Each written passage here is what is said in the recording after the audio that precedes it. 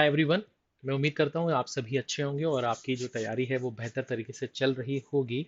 और आज का जो सेशन है वो हमारा बेस्ड है क्वाड्रेटिक इक्वेशन के जो कॉमन रूट्स वाले सवाल आपसे पूछे जाते हैं या पूछे जा सकते हैं, उनको हम आज डिस्कस करने वाले हैं। साथ ही साथ हम यहाँ पर कुछ और भी सवाल डिस्कस करेंगे जो कि आपके प्रीवियस ईयर में कैट में या आईपीएम में आ चुके हैं या आईएफटी में आ चुके हैं, उन्हें आज हम यहाँ डिस्कस करने वाले हैं। ठीक है। तो दो चीज़ें आज हमारा टारगेट है, एक तो कॉमन रूट्स को समझना है, उस पर बेस्ड क्वेश्चन आएगा तो उसको बेहतर तरीके से कैसे अप्रोच किया जा सकता है वो देखना है। साथ ही साथ प्रीवियस ईयर के क्वेश्चंस जो क्वाड्रेटिक इक्वेशन के आ चुके हैं, है ना, या आईपीएम में या कैट में, उसे हमें डिस्कस करना है। ठीक है, चलिए शुरू करते हैं। तो सबसे पहले हम बात करते हैं सर कि जो कॉमन रूट्स हैं उसको समझते हैं। तो कॉमन रूट्स को समझने के लिए सबसे पहले हम ये मानते हैं कि भैया हमारे पास में दो इक्वेशंस हैं, a one x square b one x और c one equal to zero. यहाँ पर है आपके पास में a two x square plus b two x plus c two equal to zero. तो ये आपके पास में दो इक्वेशंस हैं। ठीक है। अब इसका एक रूट अल्फा है, एक रूट बीटा है, और इसका एक रूट अल्फा है और एक रूट गामा है। अब यहाँ पर मैंने दोनों जगह अगर आप ध्यान देंगे तो दोनों जगह एक रूट सेम कर दिया। इसी का मतलब है कि भैया इन दो इक्वेशन में एक रूट कॉमन है। ठीक है, एक रूट कॉमन है। ठीक है, बात समझ में आ गई? कोई दिक्कत, कोई परेशानी? अब एक रूट कॉमन है, तो अगर वो रूट निकालने के लिए अगर आपसे बोला जाए तो आप क्या करोगे? तो हम जो करेंगे वो मैं आपको अभी आगे सवालों के थ्रू बताऊंगा।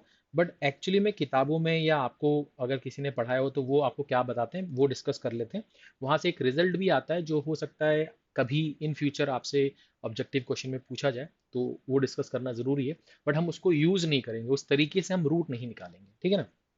कभी अगर फंस गए तो वो तरीका यूज कर लेंगे। तो हम यहाँ पर करते हैं कि भैया अगर यहाँ पर हमारा एक रूट जो कॉमन है, यानी कि वो इसको भी सेटिस्फाई करेगा, इसको भी सेटिस्फाई करेगा, तो हम इसको पुट कर देते हैं।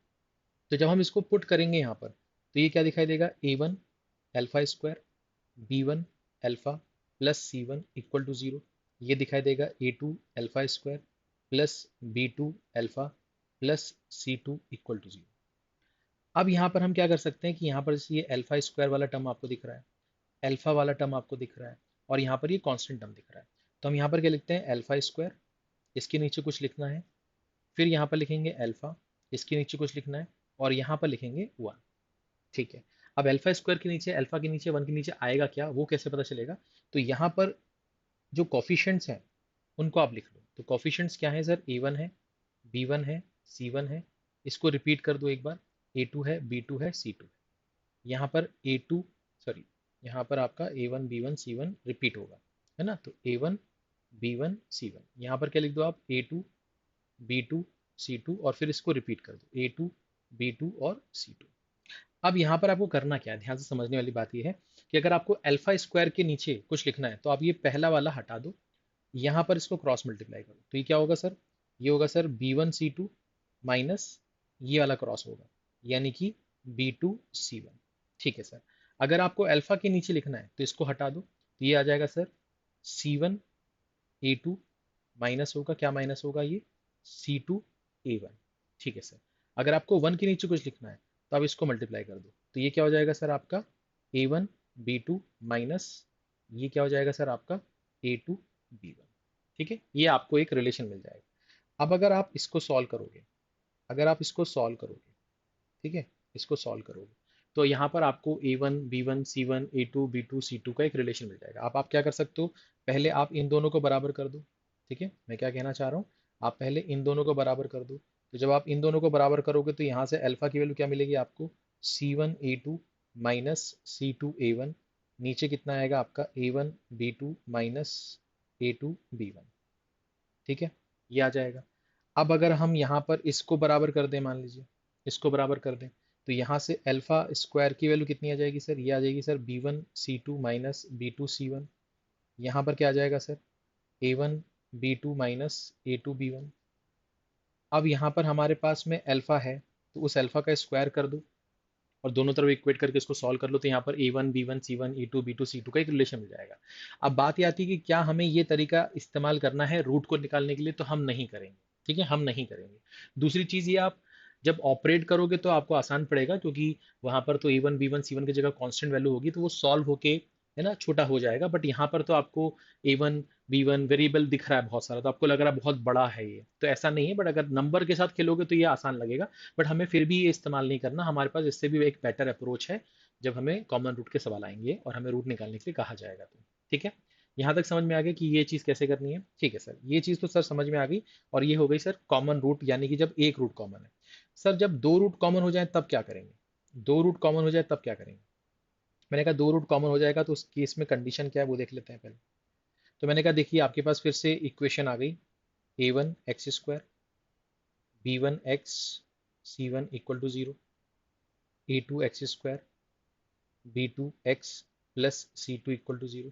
अब इसके रूट हैं अल्फा, ठीक है, और बीटा, इसके रूट भी हैं अल्फा और बीटा, तो इन दोनों के जो दोनों रूट्स हैं वो सेम हो गए। तो जब दोनों रूट सेम होते हैं, ठीक है, जब बोथ रूट कॉमन हो जाते हैं, ठीक है, बोथ कॉमन रूट्स वाली जब कंडीशन हो जाती है, तो उस केस में आप क्या करते हो कि यहाँ पर जो x² का कोफिशिएंट है उसका रेशियो लिख लो, जो x के कोफिशिएंट का रेशियो है उसको लिख लो, और जो कांस्टेंट टर्म है उसका रेशियो लिख लो, और ये सब आपस में क्या होते हैं सर? बराबर होते हैं। तो ये आपको कब यूज करना है? जब आपके दोनों रूट कॉमन होते हैं, दोनों रूट कॉमन होते हैं। अब बात यहाँ पर ये समझ में आएगी आपको कि सर दोनों रूट कॉमन का कंडीशन भी पता चल गया, और अगर एक रूट कॉमन है तो अभी जो अपन ने डिस्कस किया उस तरह से आप कर सकते हो। बाकी उसका एक तरीका मैं आपको बताने वाला हूँ, तो ये चीज़ आपको समझ में आ गई। अब यहाँ पर एक चीज़ आपके दिमाग में आनी चाहिए, ठीक है, एक चीज़ आपके दिमाग में आनी चाहिए कि बोथ रूट कॉमन वाले केस में आपको ना एक चीज़ ये देखने को मिलेगी। जैसे मान लीजिए आपके पास में एक इक्वेशन लिखी है A1 x² plus B1 x plus C1 equal to 0। ये लिखा हुआ है A2 x² plus B2 x plus C2 equal to 0। यहाँ पर आपसे बोल रहा है मान लीजिए at least one common root, at least one common root. अब एटलीस्ट वन कॉमन रूट का मतलब क्या होता है कि इन दोनों में एक रूट भी कॉमन हो सकता है, और हो सकता है कि दोनों ही रूट कॉमन हो जाए। दो से ज्यादा रूट तो होंगे नहीं क्योंकि क्वाड्रेटिक इक्वेशन है, तो हो सकता है इन दोनों में एक रूट कॉमन हो सकता है इन दोनों में दोनों ही रूट कॉमन हो जाए। अब यहाँ पर होगा क्या कि यहाँ पर कोई, जैसे मान लो ये वाली जो इक्वेशन है ना, इस इक्वेशन में हमें A2 B2 C2 पता होगा, तो हम इसको सॉल्व कर सकते हैं। तो हम क्या करेंगे, जब हमें A2 B2 C2 पता होगा तो हम क्या करेंगे, हम इसका सबसे पहले डी निकाल लेंगे, डिस्क्रिमिनेंट निकाल लेंगे। ठीक है ना, क्या निकाल लेंगे? डिस्क्रिमिनेंट निकाल लेंगे।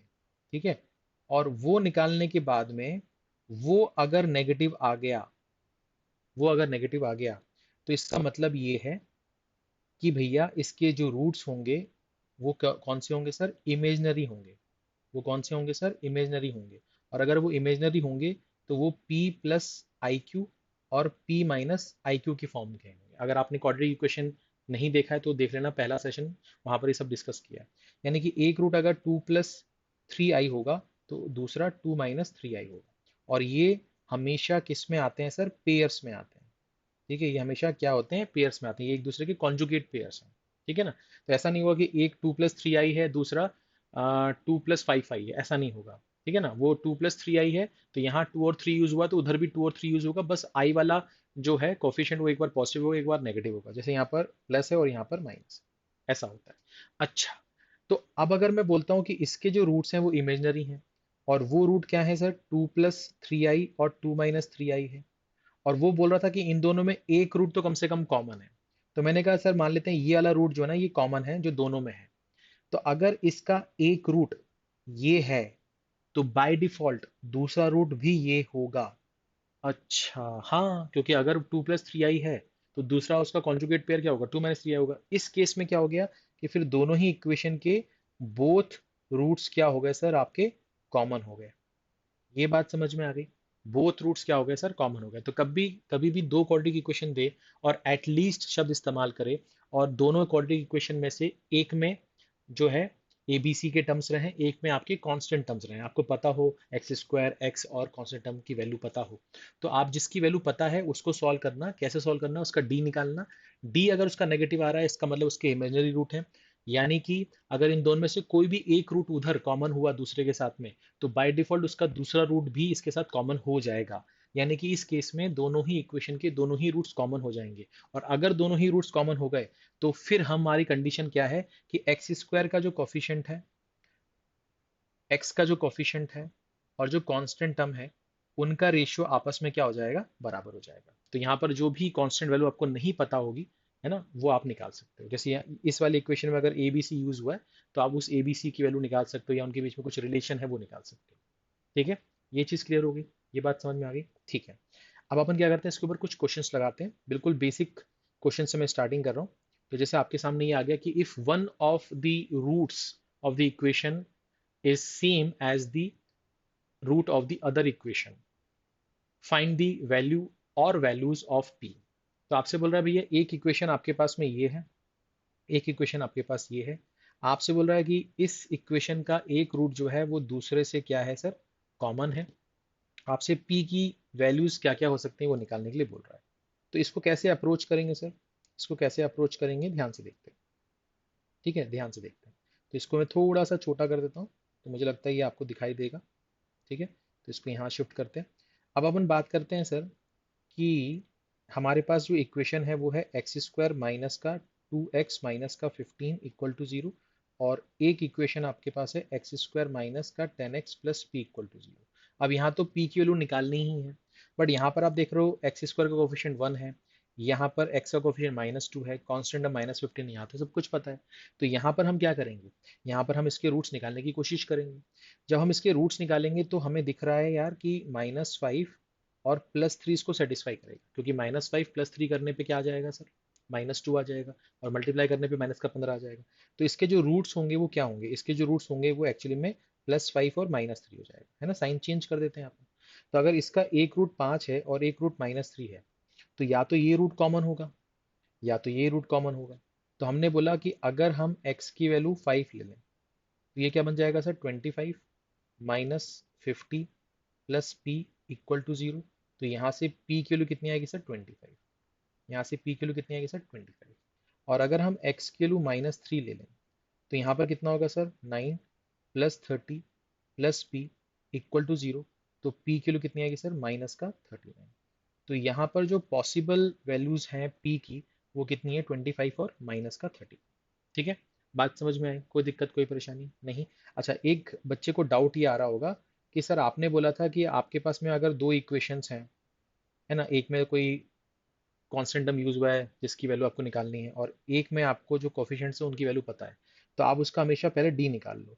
अगर मैं इसका डी निकालता तो -2 का स्क्वायर होता, माइनस करता, फिर 4 इंटू 1 इंटू -15 करता। तो आप देखते हैं यहाँ पर कितना आ रहा है, 4 आ रहा है, माइनस माइनस प्लस हो जाएगा, ये कितना हो जाएगा सर, 60 हो जाएगा। तो यहाँ पर कितना आ जाएगा सर, 64 आ जाएगा। तो इसका तो डी पॉजिटिव आ रहा है, इसका डी पॉजिटिव आ रहा है, इसका क्या मतलब है, इसका मतलब ये है कि इसके इमेजिनरी रूट्स तो है नहीं, इसके इमेजिनरी रूट्स तो है नहीं। ठीक है ना, तो इसके रूट्स तो निकलेंगे, इसके रूट्स तो निकलेंगे। अगर इसके रूट्स निकलेंगे तो हमने निकाल लिया, फटाफट निकाल लिया। ठीक है, कोई दिक्कत कोई परेशानी नहीं। ठीक है, आगे बढ़ते हैं, आगे बढ़ते हैं। यहाँ तक कोई दिक्कत, यहाँ तक कोई परेशानी किसी भी तरह की नहीं, पक्का। अच्छा, यहाँ पर अगर आपने शुरुआत से पढ़ा हुआ है तो आपको ये भी पता होगा कि जैसे मैंने इसका डी निकाला, तो इसका जो डी निकल रहा है वो -2 का स्क्वायर -4 इंटू 1 इंटू -15। तो वो सॉल्व करने पे आपको कितना आ रहा है, 64 आ रहा है। और 64 जो है वो परफेक्ट स्क्वायर है, 64 जो है वो परफेक्ट स्क्वायर है। तो इसका मतलब ये जो चीज़ है यहाँ पर, ये परफेक्ट स्क्वायर बन जाएगी। तो अगर ये परफेक्ट स्क्वायर बनेगी तो हमने इसको परफेक्ट स्क्वायर बनाने की कोशिश करी, x-1 का स्क्वायर हो गया। ठीक है, और यहाँ पर क्या हो जाएगा सर, -1 करेंगे तो माइनस का 16 इक्वल टू 0। तो यहाँ से लिख सकते हैं x-1 का स्क्वायर इज इक्वल टू कितना, 16। तो यहाँ से x-1 इज इक्वल टू क्या आएगा सर, 16 का रूट यानी कि +-4। तो अगर आप यहाँ से सॉल्व करोगे तो आपको x की वैल्यू क्या मिलेगी, अगर आपने 4 लिया तो 1 जाके उसमें ऐड हो जाएगा, और अगर आपने -4 लिया तो 1 जाके वहाँ ऐड होगा। तो इस केस में आपको वैल्यू कितनी मिलेगी सर, 5। इस केस में आपको वैल्यू कितनी मिलेगी सर, -3। तो वही रूट्स अभी हमने निकाले थे, -3 और 5, अगर आपको याद हो, हमने वही रूट्स निकाले थे, 5 और -3। ठीक है, 5 और -3। तो रूट्स निकालने के आपके पास और भी तरीके हैं। ठीक है, मैंने आपको रूट्स निकालने का आसान तरीका बताया कि आपको ऐसे दो नंबर सोचने हैं जिसको मल्टीप्लाई करने पे, है ना, एक्स स्क्वायर का कोफिशिएंट और कांस्टेंट टर्म का जो प्रोडक्ट है वो आ जाए, और जोड़ने पर जो एक्स का कोफिशिएंट है वो आ जाए। ठीक है ना। चलिए, तो यहाँ तक कोई दिक्कत नहीं होगी, आगे बढ़ते हैं। अब जैसे ये सवाल आ गया, आपसे क्या बोल रहा है, find the value of p if the equation this and this have a common root. अब इसके कॉमन रूट हैं ये तो बोला है, ठीक है, एटलीस्ट कॉमन रूट वाली अभी बात शुरू नहीं हुई है, तो इसके कॉमन रूट तो हैं। ठीक है सर, यहाँ पर 6 17 12 ये दिख रहा है साफ साफ, तो हम यहाँ से सॉल्व करना शुरू करेंगे। तो मैंने कहा सर यहाँ पर हो गया 6x² माइनस का 17x प्लस का 12 इक्वल टू 0। अब यहाँ पर अगर मैं इसका d निकालने की कोशिश करूँ, तो d निकालने की कोशिश करूँ तो क्या होगा, -17 का स्क्वायर है ना, b² माइनस 4ac। तो यहाँ पर कितना हो जाएगा सर, ये 289 माइनस ये 4 6 24 इंटू 12, यानी 2 इंटू 12 इंटू 12 यानी 2 इंटू 144। तो ये आ जाएगा 289 माइनस 288 यानी कि 1। और ये जो 1 है ये भी परफेक्ट स्क्वायर है, इसका मतलब हम इसे परफेक्ट स्क्वायर में कन्वर्ट कर सकते हैं, है ना, परफेक्ट स्क्वायर में कन्वर्ट कर सकते हैं। अब आप इसको परफेक्ट स्क्वायर में कन्वर्ट करना चाहते हो नहीं चाहते हो वो आपके ऊपर है। अब यहाँ पर मैं अगर करता तो मैं क्या करता, मैं इसके रूट्स निकाल लेता कि भैया मुझे दिख रहा है साफ साफ कि 6 इंटू 12, 6 इंटू 12 यानी कि 72, और सम मुझे कितना चाहिए सर, सम मुझे माइनस का 17 चाहिए। तो मुझे ऐसे दो नंबर सोचने जिसको जोड़ने पे माइनस का 17 आ जाए और मल्टीप्लाई करने पे प्लस का 72 आ जाए। तो मैंने देखा -8 और -9 जोड़ेंगे -17, मल्टीप्लाई करेंगे +72, इसको सेटिस्फाई कर रहा है, हाँ कर रहा है। तो क्या ये रूट्स है, नहीं, पहले इसका साइन चेंज करो, साइन चेंज कर दिया, और x² का अगर कॉफिशिएंट है तो उससे डिवाइड कर दो, तो उससे डिवाइड कर दिया। ये सब मैंने पहले डिस्कस किया हुआ है। तो ये 2 4 जा, 2 3 जा, 3 3 जा, 3 2 जा, तो यहाँ पर आपकी x की वैल्यूज आ गई, ये x के आपके पास रूट्स आ गए। अब हम यहाँ पर क्या करेंगे कि भैया आपको तो p की वैल्यू निकालनी है और ये बोल रहा है इन दोनों में कॉमन रूट है। तो मैं क्या करूँगा, मैं जो इक्वेशन लिखी है 3x² माइनस का 2x plus P is equal to 0, इसमें एक बार x की जगह 4/3 पुट कर दूंगा। तो ये आ जाएगा 3 into 16/9 minus 2 into 4/3 plus P is equal to 0। ठीक है ना, यहाँ तो कोई दिक्कत। तो यहाँ से अगर हम इसको सॉल्व करेंगे तो ये 16/3 माइनस 8/3 यानी कि 8/3, तो p किलो आएगी सर -8/3। तो ये हमने सॉल्व कर लिया। अगर हम x की वैल्यू यहाँ पर 3/2 रख दें, है ना, 3x² minus 2x plus P equal to 0 में, तो यहाँ पर क्या आएगा sir, 3 into 9/4 minus 2 into 3/2 plus p is equal to 0। अगर मैं यहाँ पर ऊपर नीचे 2 से मल्टीप्लाई कर दूँ तो यहाँ पर बेस 4 आ जाएगा, तो 27/4 minus 2 2 4 3 12/4 plus p is equal to 0। तो यहाँ से p की जो वैल्यू आएगी वो कितनी आएगी सर, माइनस का 15/4, है ना, 27 में से 12 जाएगा तो 15, 15 उधर जाएगा तो माइनस, तो -15/4। तो आपसे p की वैल्यू मांग रहा था वो, आपसे क्या मांग रहा था, p की वैल्यू मांग रहा था। तो p की वैल्यू क्या आ रही है सर, एक तो आ रही है आपकी -8/3, एक आ रही है आपकी -15/4। ठीक है ना। तो पॉसिबल वैल्यूज ऑफ p जो है वो ये है। यहाँ तो कोई दिक्कत, यहाँ तो कोई परेशानी नहीं। चलिए आगे बढ़ते हैं, आगे बढ़ते हैं, नेक्स्ट क्वेश्चन देखते हैं। अब जैसे ये सवाल आ गया आपके पास, यहाँ पर आपसे क्या बोल रहा है भैया कि x² minus A X plus B is equal to 0, x² plus B X minus A is equal to 0, इसका एक कॉमन रूट है। आपसे ए और बी के बीच में एक रिलेशन पूछ रहा है कि ए और बी में रिलेशन क्या होगा, है ना, आपको ऑप्शन देगा पेपर में। तो अब आप यहाँ पर कैसे अप्रोच करोगे, आप बोलोगे सर यहाँ पर कि हमारे पास जो इक्वेशन है वो x² minus A X plus B equal to 0 है, और x² plus B X minus A equal to 0 है। अब अगर एक रूट कॉमन है तो हमने बोला अल्फा बीटा, और यहाँ बोला अल्फा गामा। अगर अल्फा इसका रूट है तो अल्फा इसमें पुट कर देते हैं दोनों में। तो अल्फा अगर हम पुट करेंगे तो अल्फा² minus A alpha plus B equal to 0। यहाँ पर क्या आ जाएगा सर, अल्फा² plus b alpha minus A equal to 0। अब इसको हम आपस में सब्ट्रैक्ट करते हैं, आपस में क्या करते हैं, सब्ट्रैक्ट करते हैं। तो सब्ट्रैक्ट करेंगे तो ये वाला क्या हो जाएगा सर, प्लस हो जाएगा। ठीक है ना। तो इसको मैं ऐसे लिख देता हूँ कि जब इसको सब्ट्रैक्ट करूंगा तो ये वाला प्लस हो जाएगा, ये वाला प्लस हो जाएगा। तो ध्यान रखेंगे।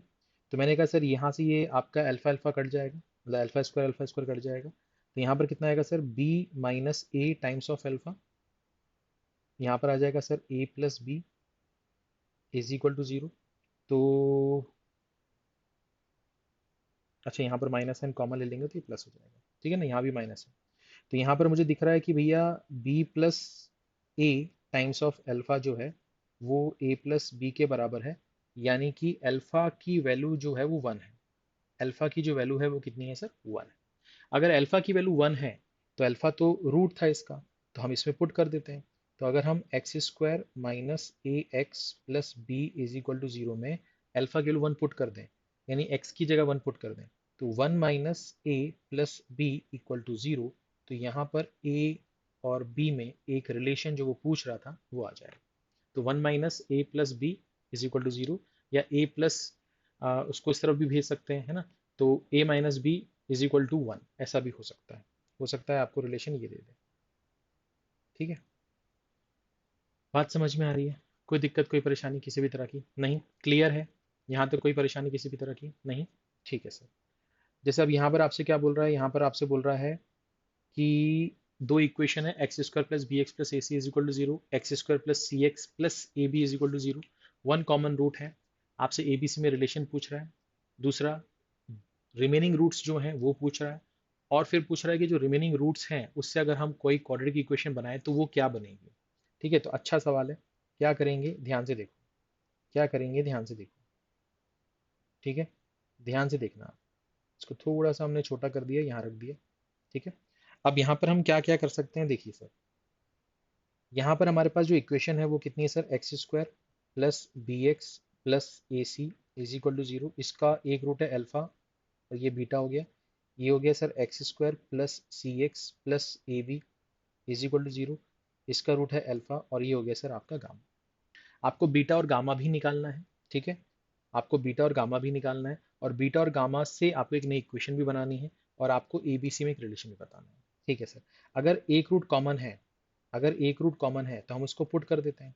तो जब हम इसको पुट करेंगे तो ये क्या बनेगा sir? Alpha square B alpha A C equal to zero, alpha square C alpha A B equal to zero. अब इसको आपस में सब्ट्रैक्ट करते हैं। आपस में सब्ट्रैक्ट करेंगे तो ये माइनस होगा, माइनस होगा, माइनस होगा। तो यहाँ से मुझे ये चीज़ कैंसिल होती हुई नजर आएगी। क्या आ जाएगा sir? B minus c times of alpha, plus यहाँ से ए कॉमन निकालेंगे तो ये आ जाएगा sir c minus b is equal to zero. तो b minus C alpha is equal to उधर भेजेंगे तो ये हो जाएगा सर आपका a times of b minus c. तो सॉल्व करने पे बी माइनस सी कैंसिल होगा। तो अल्फा की वैल्यू कितनी आएगी सर? ए आई। अल्फा की वैल्यू कितनी आएगी सर? ए आई। ठीक है ना? अल्फा की वैल्यू ए आएगी, इसका मतलब अल्फा तो हमारा रूट था। तो अगर हम इस फर्स्ट इक्वेशन में एक्स की जगह अल्फा और अल्फा की जगह ए पुट कर दें तो ये इक्वेशन कैसे दिखाई देगी? A square plus A b plus A C equal to zero. अगर हम यहाँ से ए कॉमन निकाल लें और कैंसिल कर दें, जीरो के उधर भेज दें, तो ये बनेगा a plus b plus c equal to zero. तो यहाँ से आपको ए बी सी में रिलेशन मिल जाएगा। आपको ए बी सी में क्या मिल जाएगा सर? एक रिलेशन मिल जाएगा कि ए प्लस बी प्लस सी कितना है सर? जीरो। क्या ये चीज़ आपको समझ में आ रही है? क्या यहाँ तक आपको कोई दिक्कत है, कोई परेशानी है किसी भी तरह की? नहीं? ठीक है। अब अगर हम बात करते हैं सर फर्स्ट इक्वेशन की, ध्यान से देखना, मैं इसकी बात कर रहा हूँ। इस फर्स्ट इक्वेशन में अगर हम बात करते हैं तो हम ये बोल सकते हैं क्या कि इसका जो प्रोडक्ट ऑफ रूट होगा, यानी कि अल्फा इंटू बीटा जो होगा वो होगा ए सी अपॉन वन। तो आप लिखोगे ए सी अपॉन वन, यानी कि ए सी। और अल्फा कितना है सर? अल्फा हमारा ए है, तो ये हो जाएगा ए बीटा इज इक्वल टू ए सी। तो ए से ए कैंसिल होगा, तो बीटा की वैल्यू कितनी आएगी सर? सी आएगी। तो बीटा की वैल्यू कितनी आ गई सर? सी आ गई। अच्छा, ये सर क्यों कर रहे हैं? क्योंकि दूसरे रूट्स भी निकालने के लिए बोला था, रिमेनिंग रूट्स बोला था उसने निकालने के लिए। अच्छा, अगर हम इस वाले इक्वेशन की बात करें, अगर हम इस वाले इक्वेशन की बात करें, यहाँ पर इसकी बात करें, तो आप देख पा रहे होगे कि इसके रूट्स हैं अल्फा और गामा, और यहाँ पर अगर प्रोडक्ट ऑफ रूट्स निकालेंगे तो ए बी अपॉन वन आएगा। तो अल्फा इंटू गामा, ठीक है, alpha into gamma, just a second. तो ये हो जाएगा alpha into gamma is equal to क्या हो जाएगा? A B. ये अल्फा ए है, रख देंगे इसकी वैल्यू, ये कटेगा। तो गामा की वैल्यू कितनी आएगी सर? बी आएगी। तो गामा की वैल्यू बी आ गई। तो आपके पास में ए बी सी में रिलेशन आ चुका है। रिमेनिंग रूट्स जो हैं वो सी और बी है। रिमेनिंग रूट्स कितने हैं सर? सी और बी है। ये भी आ चुका है। अब आपसे क्या बोल रहा है? अब आपसे बोल रहा है कि जो रिमेनिंग रूट्स हैं उससे इक्वेशन बना के बताओ, उससे इक्वेशन बना के बताओ। अब मैं आपको बताता हूँ कि अगर आपके पास में दो रूट्स हैं तो आपने एक फॉर्मूला पढ़ा था, X square minus sum of root into X plus product of root is equal to zero, अगर आपको याद हो तो यहाँ पर अगर हम वैल्यू पुट कर दें X square minus sum of roots कितना होगा सर, सी प्लस बी, तो ये आ जाएगा सर आपका B plus C x plus product of roots क्या आएगा sir, B into C is equal to कितना, जीरो। ठीक है, सब कुछ मैंने यहीं पर एक ही पेज पर करने की कोशिश करी है, तो थोड़ा सा ध्यान दीजिएगा। ये आपका आंसर आ रहा है। ठीक है, ये आपका आंसर आ रहा है। कोई दिक्कत कोई परेशानी किसी भी तरह की नहीं?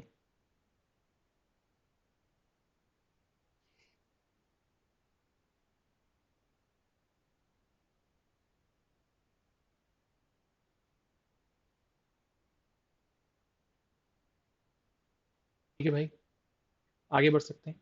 तो आपने यहाँ पर देखा कि एक रूट कॉमन था, वो क्या है वो निकाल लिया। उसकी मदद से जो बाकी जो दोनों रूट्स थे दोनों इक्वेशन के वो भी निकाल लिया। और फिर उन दो जो बाकी रूट्स थे जो कि कॉमन नहीं थे उनकी मदद से जो नई क्वाड्रेटिक इक्वेशन थी वो भी बनानी थी, वो भी हमने बना दी। ठीक है ना? तो मेरे ख्याल से यहाँ तक आपको कोई दिक्कत नहीं होगी। ठीक है, मैं इसको हाईलाइट कर दूं कि ये हमारा लास्ट वाला पार्ट ये है। ठीक है, ये। ठीक है, X square minus B plus C times of X plus B C. आगे बढ़ते हैं। अब जैसे ये सवाल आ गया आपके पास, तो इसमें आपसे क्या बोल रहा है कि भैया आपके पास में दो इक्वेशन है ना, ये पहली इक्वेशन है, ये दूसरी इक्वेशन है। आपसे बोल रहा है कि जो पहली और दूसरी इक्वेशन है उसमें एक रूट कॉमन है, ये एक चीज दी गई है। और जो पहली इक्वेशन है उसके दोनों रूट सेम है, दोनों रूट सेम है। आपसे क्या बोल रहा है, आपसे बोल रहा है कि twice of B plus d निकालो, twice of B plus d निकालो। अब आप ये कैसे निकालोगे, ये आप कैसे निकालोगे?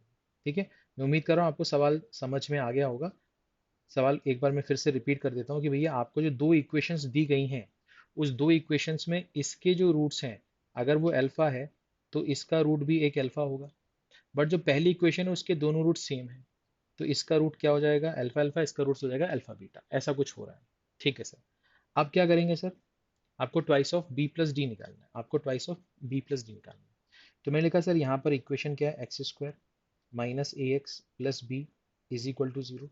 ये हो गया अल्फा अल्फा। तो अगर मैं अल्फा प्लस अल्फा यानी कि टू अल्फा की वैल्यू निकालना चाहूँ तो वो होगा minus of minus A upon one, यानी कि ए, यानी यहाँ से अल्फा की वैल्यू आएगी sir A by to, alpha की वैल्यू आएगी सर ए बाई टू। ठीक है सर, अगर मैं यहाँ से प्रोडक्ट ऑफ रूट्स निकालना चाहूँ alpha into alpha is equal to alpha square, तो वो हो जाएगा sir B upon one, B upon one यानी कि बी।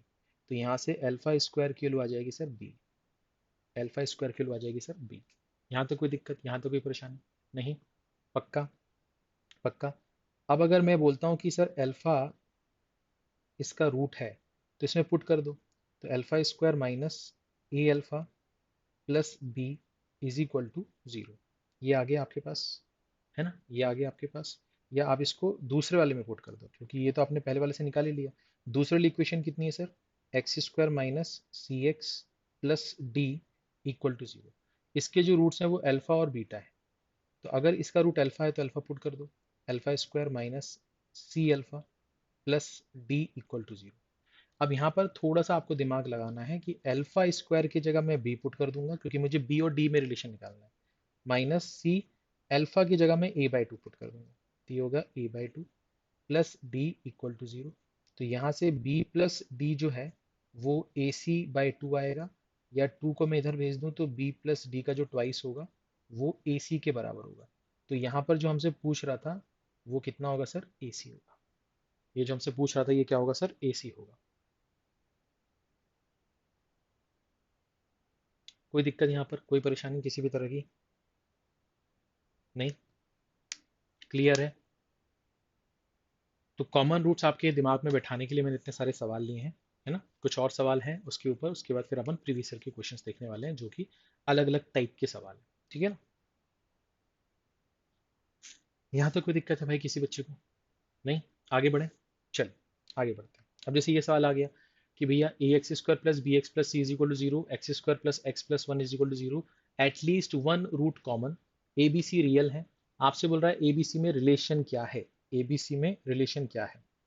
तो मैं यहाँ पर क्या बोलूँगा कि यहाँ पर तो ए बी सी पता ही नहीं है, बट यहाँ पर इसका कोफिशिएंट 1 है, एक्स का कोफिशिएंट 1 है, कांस्टेंट टर्म 1 है, तो यहाँ से हम सॉल्व कर सकते हैं।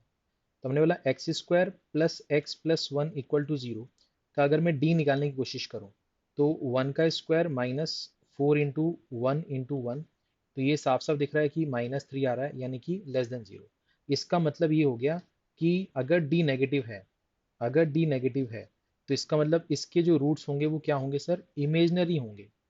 क्या होंगे सर, इमेजनरी होंगे। और वो इमेजनरी रूट्स या तो p प्लस आई क्यू और p माइनस आई क्यू के फॉर्म में होंगे। ठीक है, या तो क्या होंगे ही होंगे। तो इमेजनरी रूट्स होंगे और वो होंगे p प्लस आई क्यू और p माइनस आई क्यू के फॉर्म में। अब अगर मैं आपसे बोलता हूँ कि इस इक्वेशन का एक रूट कॉमन है और वो ये वाला है, तो अगर इसका एक रूट ये है तो बाय डिफॉल्ट इसका दूसरा रूट यही होगा और कुछ हो ही नहीं सकता। क्यों? क्योंकि अगर एक रूट ये है तो इसका कॉन्जुगेट ही इसका दूसरा रूट होगा। इसका मतलब क्या है? इसका मतलब ये कि इन दोनों इक्वेशन के दोनों ही रूट्स कॉमन होंगे, और जब दोनों रूट्स कॉमन हो जाते हैं तब हम क्या करते हैं, तब हम एक्स स्क्वायर का जो कोफिशिएंट है, ठीक है ना, एक्स स्क्वायर का जो कोफिशिएंट है उसका रेशियो यानी ए अपॉन वन, एक्स का जो कोफिशिएंट है यानी कि कितना, बी अपॉन वन, और जो कांस्टेंट टर्म है यानी कि सी अपॉन वन, उसका रेशियो लेकर आपस में बराबर कर देते हैं। तो यहाँ से हमें समझ में आता है कि ए बी और सी जो है ये आपस में बराबर है, और यही इनके बीच में रिश्ता क्या कहलाता है, मिल गया हमको। ठीक है, बात समझ में आ गई? कोई दिक्कत, कोई परेशानी? आगे बढ़े।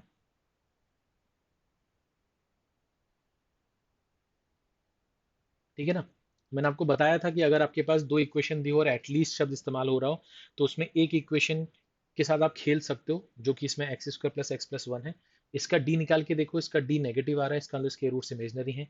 इसका रूट्स अगर इमेजनरी है यानी वो पी प्लस आई क्यू या पी माइनस आई क्यू के फॉर्म में होंगे। इन दोनों में से अगर एक भी रूट कॉमन हुआ किसी के साथ में तो बाय डिफॉल्ट उसका दूसरा रूट भी कॉमन ही होगा। ठीक है ना, क्योंकि ये दोनों आपस में पेयर में ही निकलते हैं। यहाँ तक मेरे ख्याल से आपको समझ में आ गया होगा। ठीक है ना, क्या मैं कहना चाह रहा हूँ इसको एक बार मैं बता देता हूँ कि अगर इमेजनरी रूट्स थे तो वो 2 + 3i और 2 - 3i होगा। जो पहली इक्वेशन थी उसका अगर ये रूट कॉमन हुआ तो उसका एक रूट 2 + 3i हुआ। तो बाय डिफॉल्ट उसका दूसरा रूट क्या होगा, 2 - 3i ही होगा, क्योंकि ये हमेशा पेयर्स में आते हैं। तो अगर एक रूट ये होगा तो बाय डिफॉल्ट दूसरा रूट ये होगा। अगर आपने ये मान लिया था ये कॉमन रूट है, तो अगर एक रूट ये होगा तो इसका कॉन्जुगेट यही निकल के आएगा, तो इसके दोनों रूट्स क्या हो जाएंगे, सेम हो जाएंगे, कॉमन हो जाएंगे। और कॉमन रूट्स जब होते हैं दो इक्वेशन के तो उनके एक्स स्क्वायर के जो कोफिशिएंट का रेशियो है, एक्स का जो कोफिशिएंट का रेशियो है और जो कांस्टेंट टर्म का रेशियो है उसको आपस में बराबर करते हैं, और वहां से हमें जो कुछ भी निकालना है, जो कुछ भी पूछा है वो हम निकाल लेंगे। ठीक है, अब जैसे ये सवाल आ गया आपके पास। ठीक है, अब यहाँ पर आपसे क्या बोल रहा है कि if X square plus 4x + 5 is equal to zero and A x square plus 7x + 7 plus C is equal to zero has at least one common root. ठीक है ना, क्या बोल रहा है आपके पास है X square plus 4x + 5 equal to zero, और एक है आपके पास में कितना, एक है आपके पास में a x square plus 7x plus c equal to zero. आपसे बोला इन दोनों में कम से कम एक रूट तो कॉमन है। तो हो सकता है एक रूट कॉमन हो सकता है दोनों ही रूट कॉमन हो जाए। अब हमने देखा कि यार यहाँ तो हम कुछ नहीं कर सकते क्योंकि यहाँ तो ए बी सी है, बट हम यहाँ कर सकते हैं, यहाँ कर सकते हैं। तो यहाँ पर मैंने देखा कि यार यहाँ पर 1 4 5 कोफिशिएंट पता है, तो मैंने इसका डी निकालने की कोशिश करी। तो मैंने लिखा 4 का स्क्वायर -4 × 1 × 5।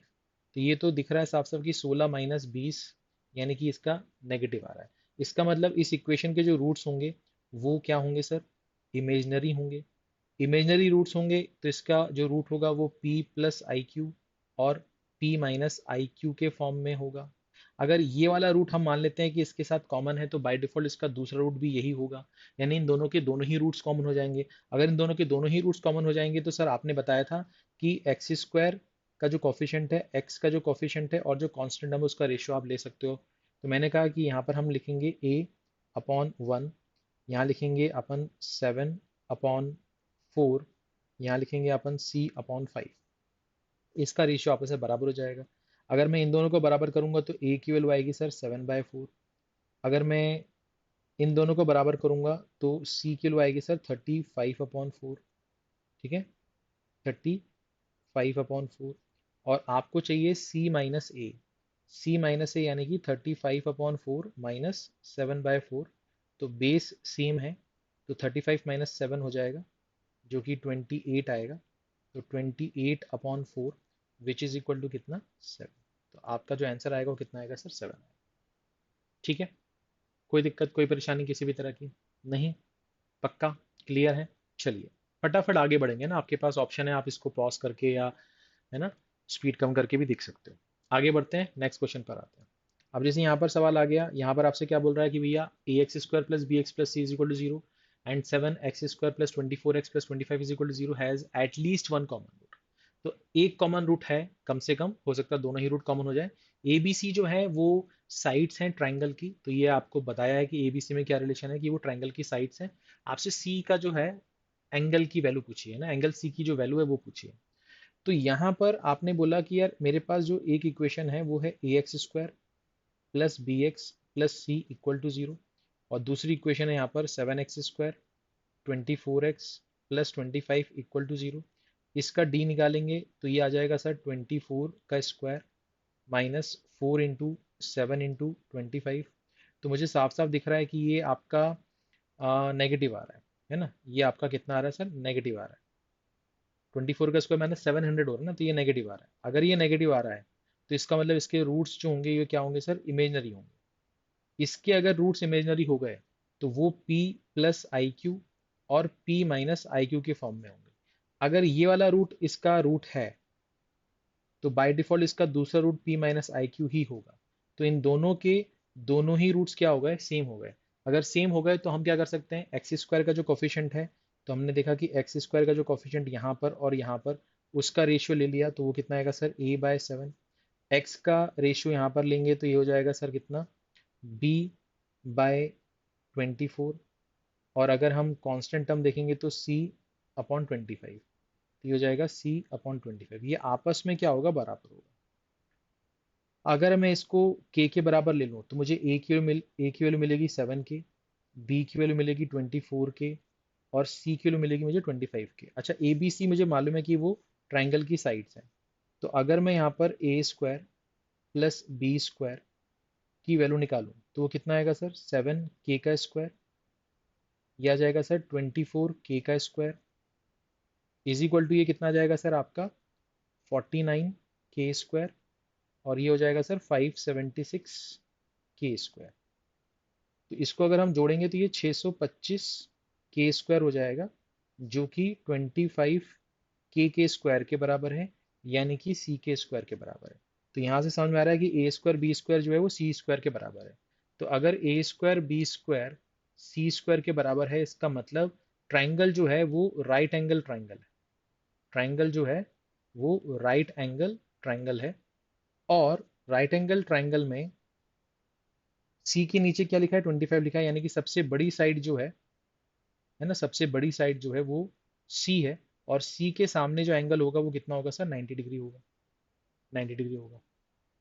ठीक है ना, बात समझ में आ रही है, कोई दिक्कत कोई परेशानी। दूसरा एक यहाँ पर एक छोटा सा एक इन्फॉर्मेशन अगर आपको पहले से पता होता कि यार ये जो 7 है, जो 24 है, जो 25 है, ये ट्रिपलेट्स हैं। ये क्या है, ट्रिपलेट्स हैं। अगर ये ट्रिपलेट्स हैं तो ट्रिपलेट्स कहाँ होते हैं, राइट एंगल ट्राइंगल में होते हैं। और यहाँ पर सी जो है वो सबसे बड़ी साइड है।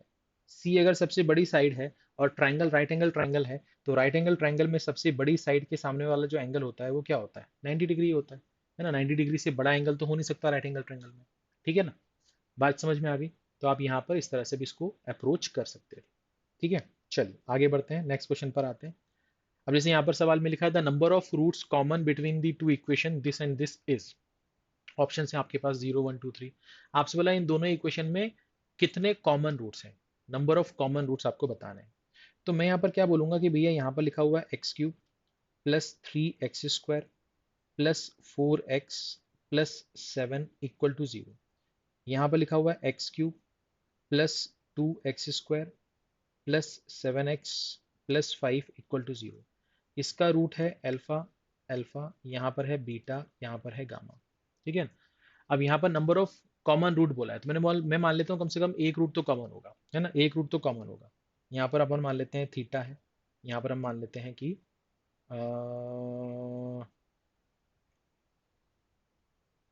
पी है मान लेते हैं, क्योंकि क्यूबिक इक्वेशन में तो तीन रूट्स होंगे, तो alpha beta theta alpha gamma P ऐसा कुछ हमने मान लिया। तो एक रूट तो कॉमन है, ये तो हमें मालूम ही है ना, है ना, एक रूट तो इसमें कॉमन होगा कम से कम, क्योंकि इसने ये बोला है कि भैया नंबर ऑफ कॉमन रूट्स बता दो, तो हमने वाला कम से कम एक रूट तो कॉमन होगा ना, हम ये तो मान के शुरुआत कर सकते हैं। तो वो एक रूट जो कॉमन होगा वो क्या होगा, वो एक रूट जो कॉमन होगा वो क्या होगा?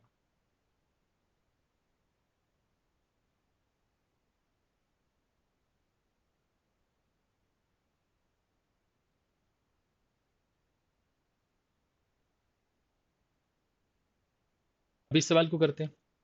तो इस सवाल में आपसे क्या बोल रहा है, number of roots common between two equations, है ना, और ये दोनों इक्वेशंस जो हैं ये क्यूबिक इक्वेशंस हैं, तो यानी कि इनके तीन तीन रूट्स होंगे। अब उन तीनों रूट्स में से दोनों का एक एक कॉमन है या दो दो कॉमन है या तीनों कॉमन है, आपको बताना है कि कितने नंबर ऑफ रूट्स कॉमन हो सकते हैं। तो मैंने ये बोला भैया यहाँ पर ऐसा करते हैं, यहाँ पर है एक्स क्यूब, यहाँ पर है 3x², यहाँ पर है 4x, यहाँ पर है 7 = 0, यहाँ पर है एक्स क्यूब, यहाँ पर है 2x², यहाँ पर है 7x + 5 = 0। मान लेते हैं इन दोनों का जो कॉमन रूट है वो अल्फा है, मान लेते हैं कोई एक रूट मान लेते हैं अल्फा है जो इसमें सेटिस्फाई करेगा। तो मैंने कहा यहाँ पर इसको पुट कर देते हैं, तो ये हो जाएगा अल्फा क्यूब 3 अल्फा² 4 अल्फा + 7 = 0। आप चाहो तो बिना अल्फा के भी कर सकते थे, मतलब इन दोनों इक्वेशन को आपस में ऐसे भी आप सॉल्व कर सकते थे अगर आप चाहो तो। ये हो जाएगा 2 अल्फा², ये हो जाएगा 7 अल्फा + 5 = 0। अगर मैं इन दोनों को सब्ट्रैक्ट कर दूं, तो इन दोनों को अगर मैं सब्ट्रैक्ट करूंगा तो ये वाला पार्ट चला जाएगा। यहाँ से कितना बचेगा सर, अल्फा²। यहाँ से कितना बचेगा सर, 3 अल्फा। यहाँ से क्या बचेगा सर, 2। तो यहाँ पर आपको दिख रहा होगा कि यार -2 और -1 इसको सेटिस्फाई कर रहा है। तो रूट्स क्या होंगे, साइन चेंज कर दो। तो अल्फा की वैल्यू क्या आ रही है सर, 2 और 1 आ रही है। अब अल्फा की वैल्यू 2 और 1 अगर हम यहाँ पर पुट कर दें, और अल्फा की वैल्यू 2 और 1 अगर हम यहाँ पर पुट कर दें, तो क्या इसको सेटिस्फाई करेगा? तो अगर हम इसको पुट करके नहीं देखेंगे, हम कॉमन सेंस लगाएंगे कि यार ये +2 है, और यहाँ पर साइन क्या लगा है सर, प्लस का ही लगा है। यहाँ पर साइन क्या लगा है, प्लस का ही लगा, तो ये कैसे इसको जीरो बना देगा? यहाँ पर ये +1 है, यहाँ पर जो साइन लगा है वो प्लस का लगा है, तो यहाँ पर जब इसको पुट करेंगे तो ये कैसे इसको जीरो बना देगा? जीरो बना ही नहीं सकता है इसको, ठीक है, क्योंकि वहां पर साइन माइनस प्लस में है ही नहीं ना, तो ये नेगेटिव है, ये वैल्यू पुट करेंगे तो क्यूब होने का नेगेटिव हो जाए, ऐसा कुछ होगा नहीं। इसका मतलब ये है कि यहाँ पर आपका ये दोनों ही रूट इसको सेटिस्फाई नहीं करेंगे। जब इसको सेटिस्फाई नहीं करेंगे, इसका मतलब इनके बीच में कोई भी रूट कॉमन नहीं है, इनके बीच में कोई भी रूट कॉमन नहीं है। क्या कहा, मेरे पास दो इक्वेशंस थी, बोला था कि इसमें कितने कॉमन रूट्स हैं, मैंने बोला अल्फा एक कॉमन रूट है। इसमें अल्फा पुट करके इसको सॉल्व किया, अल्फा की जो वैल्यू आ रही है उसको सेटिस्फाई करवानी है। अगर वो सेटिस्फाई हो गई, तो अगर 2 सेटिस्फाई हो गया तो 2 कॉमन रूट हो गया, 1 सेटिस्फाई हो गया तो 1 भी कॉमन रूट हो गया, तो इसके दो कॉमन रूट्स हो जाएंगे, ऐसे हम बोल सकते हैं। बट अगर दोनों में से कोई भी सेटिस्फाई नहीं कर रहा है, इसका मतलब कोई भी इसमें कॉमन रूट नहीं है, इन दोनों इक्वेशन के बीच में कोई भी कॉमन रूट नहीं है, तो इसका जो आंसर आएगा वो कितना आएगा सर, 0। इसका जो आंसर आएगा वो कितना आएगा सर, 0। ठीक है, फर्स्ट ऑप्शन। ठीक है, कोई दिक्कत कोई परेशानी नहीं, आगे बढ़े, चलिए आगे बढ़ते हैं। अब जैसे ये सवाल आ गया आपके पास में, तो यहाँ पर क्या बोल रहा है, the quadratic equation this and this where a greater than 0 have common root, what is the value of a की वैल्यू निकालनी है। तो मैंने कहा सर देखो, x² - ax -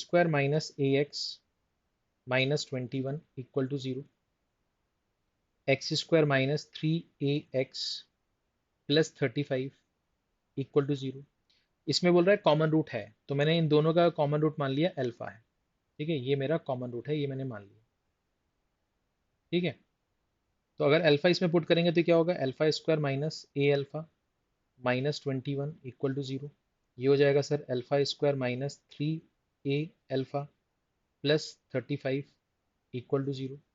अब इसको सॉल्व करेंगे, तो हम जब माइनस करेंगे तो ये माइनस होगा, ये प्लस होगा और ये माइनस हो जाएगा। ठीक है ना, तो ये वाला पार्ट कट जाएगा सर।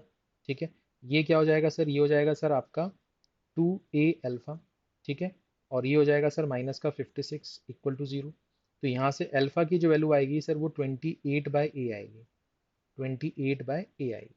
ठीक है सर, तो अगर मैं अल्फा की वैल्यू, है ना, अल्फा की वैल्यू 28/a आ रही है, इसको मैं यहाँ पर पुट कर दूँ। ठीक है, यहाँ पर मैं पुट कर दूँ, तो यहाँ से मुझे क्या मिलेगा, क्योंकि x की जगह पुट कर सकता हूँ, तो ये हो जाएगा सर 28/a का square minus a into 28/a -21 equal to 0। तो यहाँ से ये ए वाला पार्ट कैंसिल हो जाएगा। ठीक है सर, ये आ जाएगा सर 28 इंटू 28 अपॉन ए स्क्वायर। ये -28 और -21 उधर जाके प्लस का 49 हो जाएगा। तो ए स्क्वायर जो आएगा वो 28 इंटू 28 अपॉन 49 यानी कि 7 इंटू 7। तो यहाँ से आपको दिखेगा कि यार ये इसको 4 और ये इसको 4, यानी कि ये आ जाएगा सर 16। तो ए की वैल्यू जो आएगी वो +-4 आएगी। बट हमारे सवाल में ये चीज़ मेंशन है कि हमारा जो ए है वो पॉजिटिव है। तो अगर हमारा ए पॉजिटिव है तो हम ए की वैल्यू क्या ले सकते हैं, 4 ले सकते हैं। -4 हम निगलेक्ट कर देंगे, है ना, -4 हम निगलेक्ट कर देंगे। तो हमारा जो आंसर आएगा वो कितना आएगा सर, 4 आएगा। यानी कि इस सवाल का सही जवाब क्या होगा सर, सी ऑप्शन। इस सवाल का सही जवाब क्या होगा सर, सी ऑप्शन। ठीक है, कोई दिक्कत कोई परेशानी नहीं। फटाफट आगे बढ़ते हैं भाई। ठीक है, आगे बढ़े। अब जैसे ये सवाल है, ये भी कॉमन रूट के ऊपर है। तो यहाँ पर क्या बोला, the value of M so that equation this and this may have a common root. तो मैंने बोला देखो यहाँ पर ना इक्वेशन लिखी हुई है 3x² माइनस का 2mx माइनस का 4 इक्वल टू 0। और ये इक्वेशन लिखी हुई है x² माइनस का 4mx प्लस 2 इक्वल टू 0। मान लेते हैं इन दोनों का जो कॉमन रूट है वो अल्फा है। ठीक है, अल्फा है।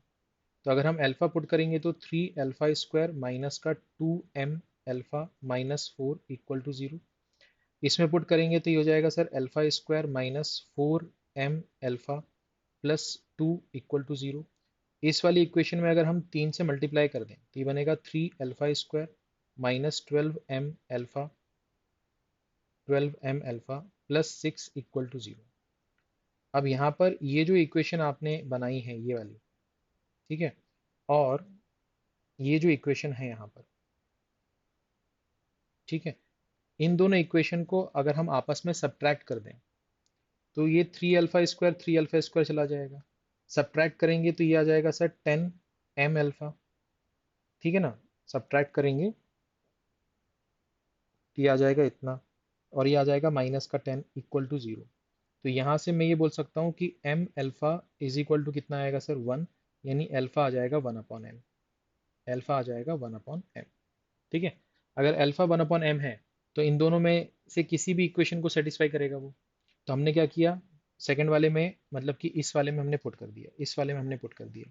ठीक है ना, एक्स की जगह अल्फा, अल्फा की जगह 1/m। तो अगर हम यहाँ पर पुट कर दें, ध्यान से देखना, अगर हम यहाँ पर पुट कर दें तो ये हो जाएगा 1/m² minus 4m into 1/m plus 2 equal to 0।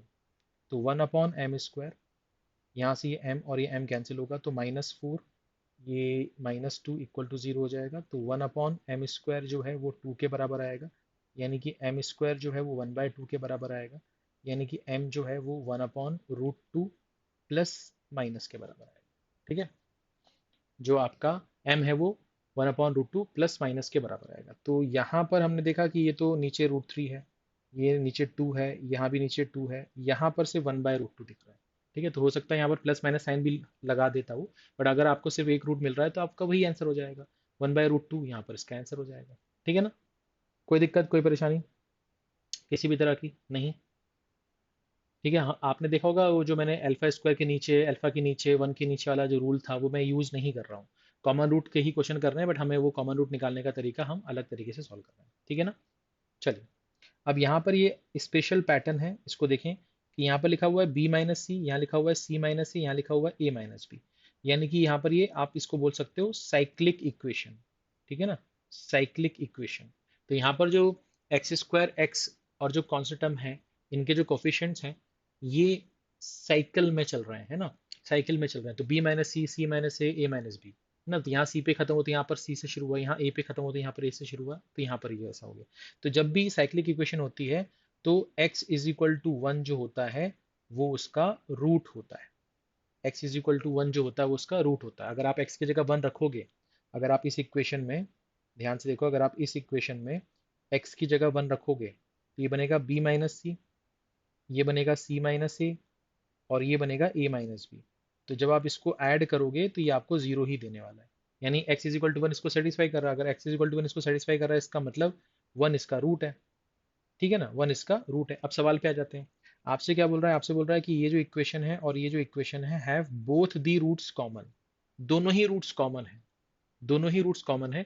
आपको उस जो रूट्स हैं उसका जो है प्रोडक्ट बताना है, यानी इसका रूट अगर अल्फा बीटा है तो इसके भी रूट अल्फा बीटा है, ये आपसे बोल रहा है, ठीक है ना। कॉमन रूट्स हैं, मतलब दोनों के रूट्स कॉमन है, बोथ रूट्स कॉमन है। तो आप क्या करेंगे सर, तो मैंने बोला सर मुझे ये तो समझ में आ गया कि इसमें x is equal to one satisfy कर रहा है ना। हमें ये तो समझ में आ गया कि यहाँ पर x is equal to one जो है ये इसको सेटिस्फाई कर रहा है, ठीक है। तो x is equal to one तो आपका एक रूट हो गया ना, x is equal to one तो आपका रूट हो गया ना। और अगर वो इसको सेटिस्फाई कर रहा है तो वो इसको भी सेटिस्फाई करेगा, इसको भी सेटिस्फाई करेगा। अगर इसको सेटिस्फाई करेगा X square plus M X plus one equal to zero, तो हम x की जगह वन पुट कर देते हैं, तो ये हो जाएगा सर ऐसा कुछ। तो m की वैल्यू कितनी आएगी सर -2। अगर m की वैल्यू -2 आ गई तो ये इक्वेशन कैसे दिखाई देगी, X square minus two x plus one equal to zero. ये दिखाई देगा x माइनस वन का square equal to zero, X is equal to one comma one. तो इसके जो दोनों रूट्स हैं वो कितने हैं सर, वन है। इसके जो दोनों रूट्स हैं वो कितने हैं, वन है। अगर इसके दोनों रूट्स वन है तो जो प्रोडक्ट ऑफ रूट्स होगा वो कितना होगा सर, वो वन इंटू वन होगा। तो वन इंटू वन कितना होगा, वन होगा। इसका मतलब इसका जो आंसर होगा वो कितना होगा सर, वन होगा। इसमें एक सवाल और बनता है, वो भी मैं आगे बताने वाला हूँ, ठीक है। बात समझ में आ रही है, कोई दिक्कत कोई परेशानी किसी भी तरह की नहीं, पक्का। जस्ट कुछ क्वेश्चन मुझे याद आ गए जो आपको करवाने हैं तो वो मैं निकाल के रख लूँ, नहीं तो मैं भूल जाऊंगा।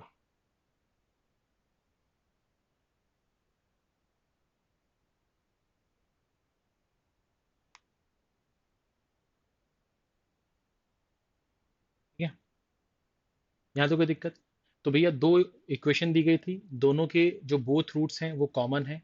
हमको एक दिख रहा है इक्वेशन जिसका रूट हम बोल सकते हैं कि एक रूट तो वन होगा ही होगा, क्यूब होगा, क्योंकि उसके जो कोफिशिएंट्स हैं वो साइक्लिक हैं। तो यहाँ पर इस तरह की इक्वेशन का एक रूट तो वन होता ही है। तो वन इसको सेटिस्फाई करा तो इसको भी सेटिस्फाई करेगा, इसको सेटिस्फाई करेगा तो हमने एम की वैल्यू निकाल ली, पुट करके दोनों रूट्स पता चल गया कि वो वन और वन है। तो हमें प्रोडक्ट ऑफ रूट्स निकालना था, वो कितना आ गया, वन आ गया, ठीक है। फिर से ये सवाल आया कि if the roots of equation this be equal and a plus C is equal to के b, then the value of k। आपसे बोला इस इक्वेशन के जो रूट्स हैं वो इक्वल हैं, और मुझे मालूम है कि इसका एक रूट जो है वो वन सेटिस्फाई करेगा। अगर एक रूट वन है तो बाय डिफॉल्ट दूसरा रूट भी क्या हो जाएगा, वन हो जाएगा, क्योंकि ये खुद ही बोल रहा है इसके दोनों रूट्स इक्वल है। इसके इक्वल रूट से मतलब इसके दोनों रूट्स सेम सेम है। तो अगर इसका एक रूट वन है तो दूसरा रूट भी क्या होगा, वन होगा। अच्छा, अगर इसका दोनों रूट्स वन है तो प्रोडक्ट ऑफ रूट्स क्या होगा, तो आप बोलोगे सर प्रोडक्ट ऑफ रूट्स होगा वन इंटू वन, यानी कि कितना, वन। बट अगर मैं आपसे बोलूं कि भाई मुझे एक चीज ये बता दो, मुझे एक चीज ये बता दो कि इस इक्वेशन के हिसाब से अगर मैं रूट्स निकालूं, इस इक्वेशन के हिसाब से अगर मैं रूट्स निकालूं, किस इक्वेशन के हिसाब से, इस इक्वेशन के हिसाब से अगर मैं प्रोडक्ट ऑफ रूट्स निकालूं, तो यहां से जो प्रोडक्ट ऑफ रूट्स आएगा, प्रोडक्ट ऑफ रूट्स आएगा वो कितना आएगा, तो वो आएगा सर आपका a minus b upon b minus c. वो तो इसके बराबर होना चाहिए, वो तो इसके बराबर होना चाहिए, वन के बराबर होना चाहिए। तो अगर ये क्रॉस मल्टीप्लाई होगा तो आपको क्या दिखाई देगा, a minus b is equal to b minus c, या two b is equal to a plus c, two b is equal to a plus c. तो आपसे ये भी पूछ सकता था कि अगर ये जो इक्वेशन है इसके इक्वल रूट्स हैं तो बताइए ए बी सी में क्या रिलेशन होगा, और आपके पास ऐसा बना के देता कि a plus c two b, a plus b two c, a minus B two c, इस तरह से रिलेशन बना के देता तो ये रिलेशन होता। बट यहाँ पर कुछ और पूछा है। यहाँ पर क्या पूछा है, यहाँ पर ये पूछा है, यहाँ पर ये पूछा है कि भैया अगर ये जो इस इक्वेशन के रूट्स हैं वो इक्वल हैं तो a प्लस सी अगर के बी के बराबर है तो बताओ k क्या होगा। तो मैंने कहा सर मेरा जो आ रहा है ना वो a plus C is equal to के बी आप बोल रहे हो, बट मेरा जो आ रहा है वो टू बी आ रहा है। तो अगर मैं इसको कंपेयर करूंगा तो मुझे यहाँ से k की वैल्यू क्या मिलेगी सर, टू मिलेगी। तो मेरा जो आंसर आएगा सर वो कितना आएगा सर, टू आएगा। ठीक है, मैं बहुत ज़्यादा डिटेल में समझा रहा हूँ आपको, ठीक है। कोई दिक्कत कोई परेशानी नहीं, चलिए फटाफट आगे बढ़ते हैं, फटाफट आगे बढ़ते हैं। अब यहाँ पर आपसे क्या बोल रहा है कि the quadratic equation X square minus six X plus A is equal to zero and X square minus C x plus six is equal to zero have one root in common. तो इनके बीच में एक root तो common है। The other roots of the first and second equation are integer, जो दूसरे roots हैं इन दोनों ही इक्वेशन के वो इंटीजर हैं, और उनमें जो रेशियो है वो 4:3 का है। आपसे बोल रहा है कि इन दोनों में जो कॉमन रूट है वो कौन सा है। तो सवाल में क्या है भैया, देखो यहाँ पर एक्स स्क्वायर माइनस का 6x plus A is equal to 0, X square minus C x plus 6 = 0। इसका रूट अगर अल्फा है तो ये भी अल्फा होगा। तो दो रूट्स, दोनों ही मतलब दोनों इक्वेशन के एक एक रूट कॉमन है। और बाकी जो दोनों रूट्स हैं इनके, उसके बीच में 4:3 का रेशियो है। यानी अगर ये 4 बीटा है, अगर ये 4 बीटा है तो ये 3 बीटा होगा, तभी इसके बीच में 4:3 का रेशियो आएगा। और ये दोनों आपस में बराबर है, ये तो कहा ही है ना, ये तो कहा ही है। ठीक है। अच्छा, अब क्या करेंगे सर इसको सॉल्व करने के लिए। तो मैंने कहा देखो यहाँ से अगर हम फर्स्ट इक्वेशन में से अगर हम प्रोडक्ट ऑफ रूट्स निकालें तो 4 अल्फा बीटा जो आएगा वो आएगा ए, और यहाँ से अगर हम प्रोडक्ट ऑफ रूट निकालें तो 3 अल्फा बीटा जो आएगा वो आएगा 6। तो अगर हम 4 अल्फा बीटा को डिवाइड कर दें 3 अल्फा बीटा से तो ये a/6 आएगा। तो यहाँ से हमें दिख रहा है कि अल्फा बीटा 3 से ये 2 बार जाएगा, तो a की वैल्यू आ जाएगी सर 8। अगर हम यहाँ पर a की वैल्यू 8 पुट कर दें तो X square minus 6x plus 8 equal to 0। -4 और -2 इसको सेटिस्फाई कर रहा है, क्योंकि जोड़ने पे -6 मल्टीप्लाई करने पे +8। तो इसका साइन चेंज कर दो तो x की आपकी वैल्यू आ जाएगी। तो ये x की जो वैल्यू आ रही है ये क्या है सर, रूट्स हैं। यानी 4 और 2 इसके रूट्स हैं, जबकि हमारे रूट्स कितने थे, अल्फा बीटा। तो इसका मतलब क्या हो गया, इसका मतलब ये हो गया कि अल्फा हमारा 2 होगा और जो 4 बीटा होगा वो हमारा 4 होगा। 4 बीटा जो होगा वो 4 होगा। इसी हिसाब से अगर हम बात करें कि भैया यहाँ पर अल्फा जो होगा वो 2 होगा, और 3 बीटा जो होगा वो हमारा क्या होगा, 3 होगा। क्यों होगा, क्योंकि 4 बीटा अगर 4 है तो बीटा 1 हो गया, बीटा के लिए 1 पुट करेंगे तो यहाँ 3 हो गया। तो आप देखो इन दोनों के बीच में 4:3 है, और ये जो है ये कॉमन रूट है, ये हमको दिख रहा है। ठीक है ना, समझ में आया। हमने दो इक्वेशंस लिखी थी, हमने दो इक्वेशंस लिखी, उसका रूट्स कॉमन है हमसे बोला गया था, इसके रूट्स कॉमन है हमसे बोला गया था। और जो बाकी जो दूसरे रूट्स हैं उनके बीच में 4:3 का रेशियो है। तो हमने प्रोडक्ट ऑफ रूट्स से ए की वैल्यू निकाल ली। ए की वैल्यू अगर हम यहाँ पर पुट कर देंगे तो हमारा एक्स आ जाएगा। एक्स जो है, एक्स की जो वैल्यू है वही हमारी रूट्स होती हैं, और जो रूट्स हैं वो अल्फा और 4 बीटा के टर्म्स में थी। तो हमने ये चीज़ मान ली। अब यहाँ पर एक बच्चे को डाउट ये आ सकता है कि सर आपने x की वैल्यू जो 4 और 2 थी, ये आपका अल्फा और 4 बीटा के बराबर था, तो आपने अल्फा को 2 क्यों लिया और 4 बीटा को 4 क्यों लिया। आप ये भी कर सकते थे कि अल्फा 4 हो जाता और 4 बीटा 2 हो जाता। मैंने कहा हो जाता, बट इस केस में फिर बीटा आपका 1/2 होता। तो दूसरे केस में जो अल्फा था वो आप 4 मानते, और जो 3 बीटा होता वो 3/2 होता।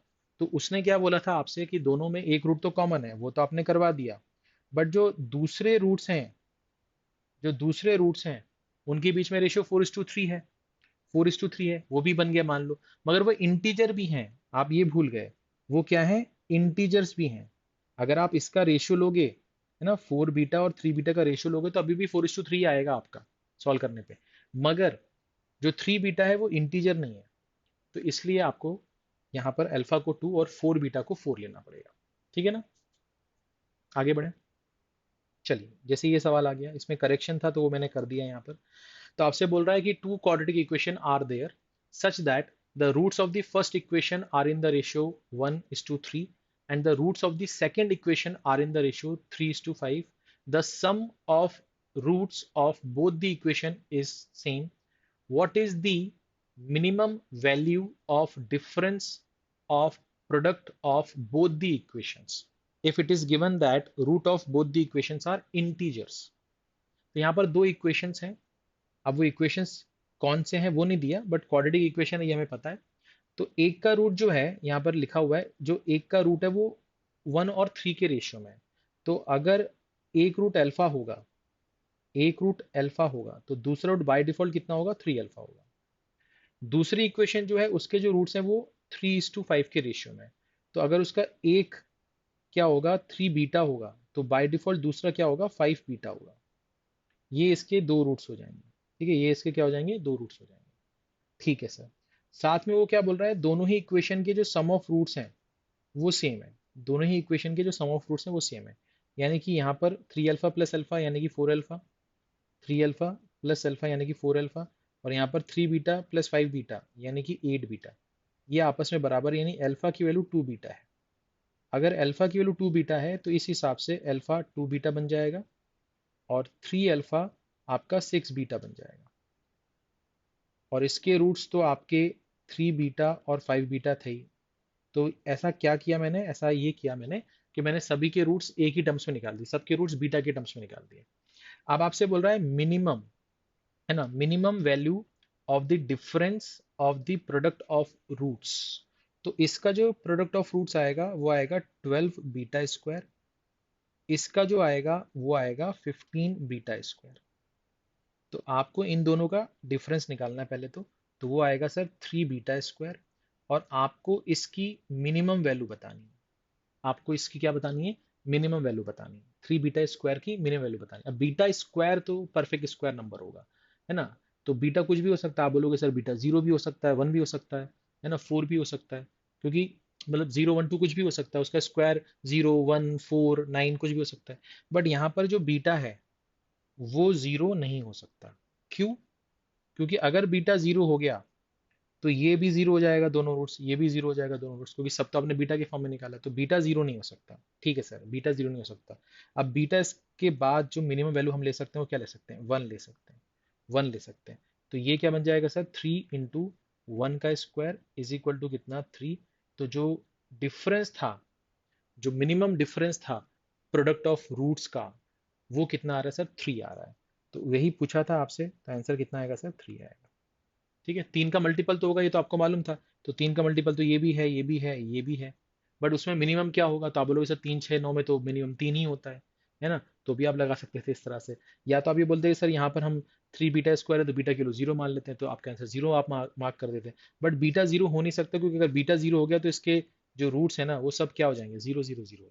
ठीक है ना। तो उनके बीच में जो रेशियो था 1:3 का, 3:5 का, तो उसकी तो कोई मतलब ही नहीं निकलेगा, इक्वेशन ही नहीं बनेगी आपकी। ठीक है ना। बात समझ में आ रही है, कोई दिक्कत कोई परेशानी नहीं। चलिए आगे बढ़ते हैं, आगे बढ़ते हैं। ये सवाल आ गया आपके पास, यहाँ पर आपसे क्या बोल रहा है, अब अपन कुछ डिफरेंट टाइप के सवाल कर रहे हैं जो कि आपकी प्रीवियस ईयर में कैट में, आईएफटी में और आईपी में आ चुके हैं। तो यहाँ पर क्या बोल रहा है, let r and c be real numbers if r and minus r are roots of equation this, then c equals. तो आपको सी की वैल्यू बतानी है, आपको किसकी वैल्यू बतानी है, सी की वैल्यू बतानी है। ठीक है ना। तो आप यहाँ पर क्या करोगे सर, कैसे करोगे सर, ध्यान से देखो। तो मैंने यहाँ पर ये बोला कि सर मेरे पास जो इक्वेशन लिखी है वो क्या लिखी है, 5x³ plus c x² minus 10x plus 9 equal to 0। इसके जो रूट्स हैं वो आपको ऑलरेडी बोल रहा है कि r और माइनस आर इसके रूट्स हैं। तो मैंने बोला एक रूट r है, एक रूट माइनस आर है, और एक रूट मैंने मान लिया कि वो अल्फा है, क्योंकि क्यूबिक है तो 3 रूट्स तो होंगे, तो एक रूट मैंने अपने मन से मान लिया अल्फा है। अब अगर मैं यहाँ पर आपको बोलूँ कि अच्छा वो sum of roots taken one at a time, तो 1 plus minus r, sorry r plus minus r plus alpha, तो वो क्या होता है सर, वो ये वाला पार्ट होता है, -c/5। फिर एक होता है sir r into minus r plus minus r into alpha plus alpha into r. ये कितना होता है सर, ये होगा आपका -10। इसको अगर अपन देखें तो -10/5 हो जाएगा। तो यहाँ पर हो जाएगा -10/5, -10/5। फिर एक क्या होता है, इन तीनों को मल्टीप्लाई कर लो, तो वो हो जाएगा r into minus r into alpha. तो वो कितना हो जाएगा सर, वो हो जाएगा आपका कितना, 9/5। ये आ जाएगा सर 9/5। तो ये हमने निकाल के रख लिया पहले से। ठीक है, यहाँ तक मेरे ख्याल से कोई दिक्कत आपको नहीं होगी। अब यहाँ से अगर हम इसको सॉल्व करें तो हमको दिख रहा है कि minus r plus r cancel हो जाएगा, तो यहाँ से अल्फा की वैल्यू आ जाएगी -c/5, -c/5 ये आ जाएगी। यहाँ पर क्या हो रहा है सर, यहाँ पर आपके पास में minus alpha r plus alpha r, तो ये वाला पार्ट कैंसिल हो जाएगा, तो यहाँ से -r² जो है वो -10/5 यानी कि -2 आ रहा है। और अगर मैं यहाँ से ये माइनस साइन कैंसिल कर दूं, तो यहाँ से मुझे r² की जो वैल्यू है वो कितनी मिल रही है सर, 2 मिल रही है। तो आर स्क्वायर मेरे लिए क्या आ गया सर, 2 आ गया। अगर मैं यहाँ पर इसको फर्दर सॉल्व करने चलता हूँ तो मैं बोलता हूँ सर ये r इंटू आर कितना हो जाएगा, minus r square into alpha is equal to कितना, 9/5। अच्छा यहाँ पर एक चीज़ का ध्यान रखेंगे कि पहली बार जब लिया था तो माइनस लेते हैं, फिर प्लस लेते हैं, फिर माइनस लेते हैं, तो यहाँ पर माइनस साइन आएगा, यहाँ पर माइनस साइन आएगा अगर आपको याद हो। Plus, sorry, minus plus minus, minus b upon a, c upon a, minus d upon a, अगर आपको याद हो तो इसलिए यहाँ पर माइनस साइन आएगा। तो मैंने बोला कि सर यहाँ से ये जो माइनस साइन है, ये जो यहाँ पर माइनस साइन है, ये कैंसिल हो जाएगा। अब आर स्क्वायर की वैल्यू मुझे पता है क्या, हाँ पता है, आर स्क्वायर की वैल्यू मुझे पता है कितनी है सर, 2 है। तो यहाँ पर हम लिख देंगे कितना सर, 2। तो यहाँ पर हम आर स्क्वायर की जगह 2 रखेंगे, और एल्फा की वैल्यू कितनी है सर, एल्फा की वैल्यू है सर आपकी माइनस सी अपॉन 5। और सामने कितना है सर, सामने है आपके पास में 9/5।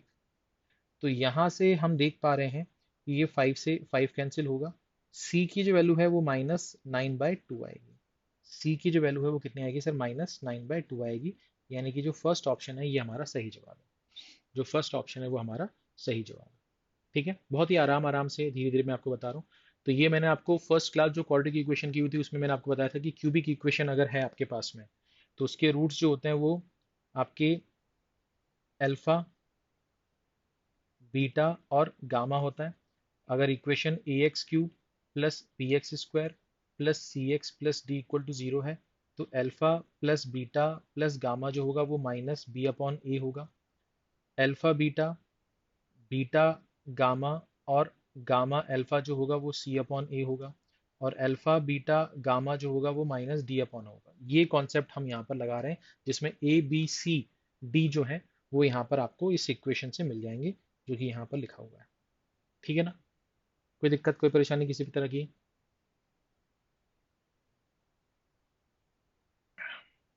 आगे बढ़ते हैं। अब ये सवाल आ गया आपके पास, तो आपसे क्या बोल रहा है, आपसे बोल रहा है भैया कि suppose one of the roots of the equation is 2 plus root 3 where a b c are rational number and a not equal to 0. If b is equal to c cube then mod of a equals.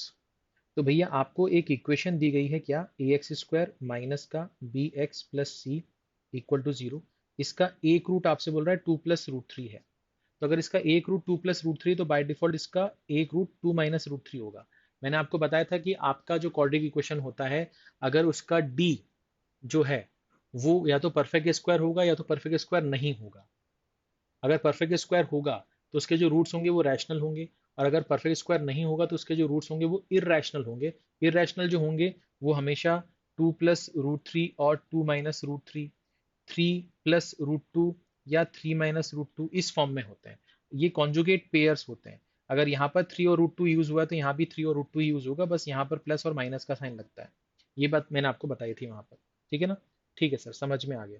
तो हमने बोला कि अगर इसका एक root हमें given है तो बाय डिफॉल्ट दूसरा रूट हम यहाँ से निकाल सकते हैं। अच्छा, अगर मैं यहाँ से सम ऑफ रूट्स निकालूं, ठीक है, यहाँ से अगर मैं सम ऑफ रूट्स निकालूं तो वो रूट्स कैसे निकलेगा, sum of roots minus of minus b upon a is equal to कितना निकलेगा, इन दोनों का सम, इन दोनों का सम कितना निकलेगा सर, 2 + √3 प्लस 2 - √3। तो यहाँ से मुझे पता चल गया कि b अपॉन ए जो है वो 4 है, या ये मैं कह सकता हूँ कि b जो है वो 4a के बराबर है। ठीक है, इसके बाद अगर मैं इसी इक्वेशन का अगर मैं प्रोडक्ट ऑफ रूट्स निकालता तो प्रोडक्ट ऑफ रूट्स निकलता c अपॉन ए, और ये आता सर 2 + √3, और ये आता 2 - √3। तो ये आ जाता c/a is equal to 4 - 3 which is equal to 1। तो c इज इक्वल टू आपका आता 1 × a यानी कि a। ठीक है, ये आ जाता आपका a। तो c और a में रिलेशन है, b और a में रिलेशन है। आपसे कंडीशन क्या दी गई है, आपसे बोला गया है कि भैया जो b है वो c³ के बराबर है। आपसे बोल रहा है b जो है वो c³ के बराबर है, आपको मॉड a की वैल्यू बतानी है, आपको मॉड a की वैल्यू बतानी है। तो b की जगह आप क्या पुट करोगे, 4a पुट कर दोगे, और c³ की जगह क्या पुट कर दोगे, आप a³ पुट कर दोगे। तो अगर यहाँ से दोनों तरफ से a कैंसिल करेंगे तो आपको a स्क्वायर की वैल्यू कितनी मिलेगी, 4 मिलेगी, यानी a की वैल्यू मिलेगी +-2। a की वैल्यू मिलेगी +-2। बट आपको a का मॉड निकालना है, a का मॉड निकालना है, यानी कि 2 का मॉड या -2 का मॉड। तो इन दोनों ही केसेस में आपका जो आंसर आएगा वो कितना आएगा, 2 आएगा। तो आपका जो आंसर आने वाला है वो कितना आएगा सर, 2 आएगा। ठीक है, कोई दिक्कत, कोई परेशानी? आगे बढ़े? पक्का? चलिए नेक्स्ट क्वेश्चन पे आते हैं। अब जैसे ये सवाल आ गया आपके पास, तो आपसे बोला if 3 + 2 √2 is root of the equation ax² plus bx plus c is equal to 0 and 4 plus 2 root 3 is a root of the equation ay square plus my plus n is equal to 0 where a, b, c, m and n are integers, then the value of b upon m plus c minus 2b upon n is। तो यहाँ पर आपको क्या करना है, ध्यान से देखिए। आप ये बोलोगे सर एक रूट अगर 3 + √2 है ना, इक्वेशन है a x square plus B x plus c equal to 0। इसका एक रूट अगर 3 + 2 √2 है, तो बाय डिफॉल्ट इसका दूसरा रूट 3 - 2 √2 होगा। तो यहाँ से अगर मैं सम ऑफ रूट्स निकालूं तो b upon a with negative sign की वैल्यू कितनी आएगी, 3 और 3 6, जोड़ने पे ना 2 √2 वाला पार्ट तो कैंसिल हो जाएगा। तो यहाँ से आपको b की जो वैल्यू मिलेगी वो -6a मिलेगी। तो यहाँ से एक रिलेशन मिल गया। अगर मैं यहाँ से प्रोडक्ट ऑफ रूट्स निकालूं तो वो मिलेगा c अपॉन ए। यहाँ पर 3 3 9 हो जाएगा, 9 - 8 हो जाएगा, यानी कि 1 हो जाएगा। तो c की वैल्यू मिलेगी सर a के बराबर। तो ये आपके पास आ गया। ठीक है सर, तो ये वाला पार्ट सर सॉल्व हो गया हमारा, ये वाला पार्ट हमारा सॉल्व हो गया। ठीक है, यहाँ तक हमें कोई दिक्कत नहीं है। तो इसको अपन ने साइड में रख लिया। अब अपन बात करते हैं सर कि जो दूसरी इक्वेशन है आपके पास में a y² plus m y plus n equal to 0, इसका एक रूट कितना है सर, 4 + 2 √3 है। तो बाय डिफॉल्ट इसका दूसरा रूट कितना होगा सर, 4 - 2 √3। तो यहाँ से अगर सम ऑफ रूट्स निकालेंगे -m अपॉन ए, तो ये कितना होगा, सम ऑफ रूट्स 4 + 4 8 हो जाएगा। तो m की जो वैल्यू आएगी वो -8a आएगी। तो यहाँ से ये चीज़ आ गई। अगर हम प्रोडक्ट ऑफ रूट्स निकालें तो n अपॉन ए होगा, तो वो 16 - 12 यानी कि 4 होगा, यानी n इज इक्वल टू कितना होगा सर, 4a होगा। तो ये आपके पास आ गया। अब आपको क्या करना है सर, अब आपको आपको b upon m plus c minus 2b upon n की वैल्यू निकालनी है। तो b आपके पास कितना है सर, b आपके पास है -6 है। m कितना है सर, m है आपके पास -8 है। प्लस c आपके पास कितना है, a है -2b यानी कि प्लस हो जाएगा 12a। और n कितना है सर, n आपके पास में 4 है, 4a। तो यहाँ से कितना आएगा सर, a कैंसिल होगा, 2 3 ज़ा 2 4 ज़ा, और यहाँ पर आ जाएगा सर आपका कितना, 13/4। ये आ जाएगा सर 16/4। सॉल्व करेंगे तो ये कितना आ जाएगा सर, 4। तो आपका जो आंसर आएगा वो कितना आएगा सर, 4। आपका आंसर कितना आएगा सर, 4। तो आप देखो इसमें क्या ही है, क्वाड्रेटिक इक्वेशन का बहुत ही बेसिक सा रूल यूज हुआ है। ठीक है, और उसके बाद फिर क्या है, उसके बाद फिर आपका कैलकुलेशन है छोटा मोटा, है ना। इतना तो आप कर ही सकते हो अगर आप अच्छे एग्जाम की तैयारी कर रहे हो। ठीक है, चलिए अब ये सवाल आपके सामने है। Suppose k is any integer such that the equation 2x² plus 3kx plus 5 is equal to 0 has no real roots। Important line है कि इस इक्वेशन के कोई रियल रूट्स नहीं है। इसका क्या मतलब है, इसका मतलब ये है कि 2x² plus k x plus 5 is equal to 0 का जो d है वो नेगेटिव है।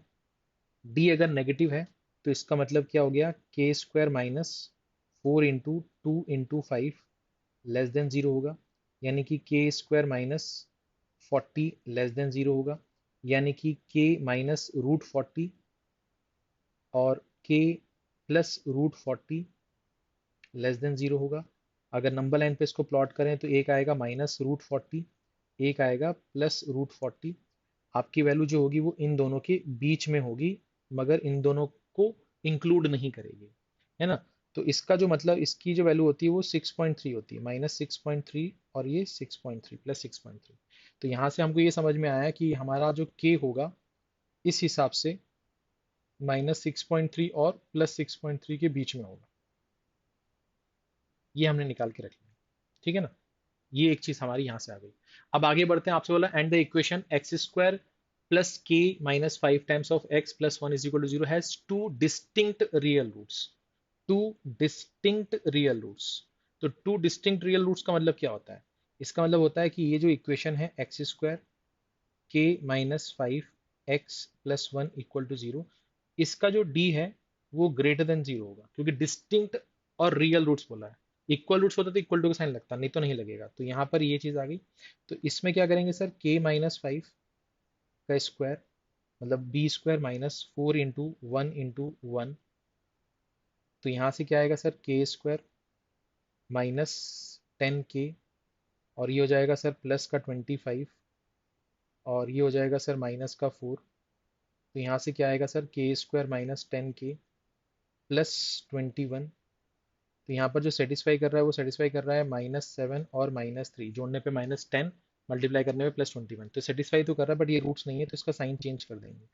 इसका साइन क्या कर देंगे, चेंज कर देंगे। ठीक है ना। तो यहाँ पर ये चीज़ होगी, या आप इसको ऐसे रखो, आप इसको ये रखो कि भैया आपको ये तो समझ में आ गया कि यहाँ पर जो बनेगा वो बनेगा k-7 और k-3। ठीक है, k-7 और k-3 ये बनेगा।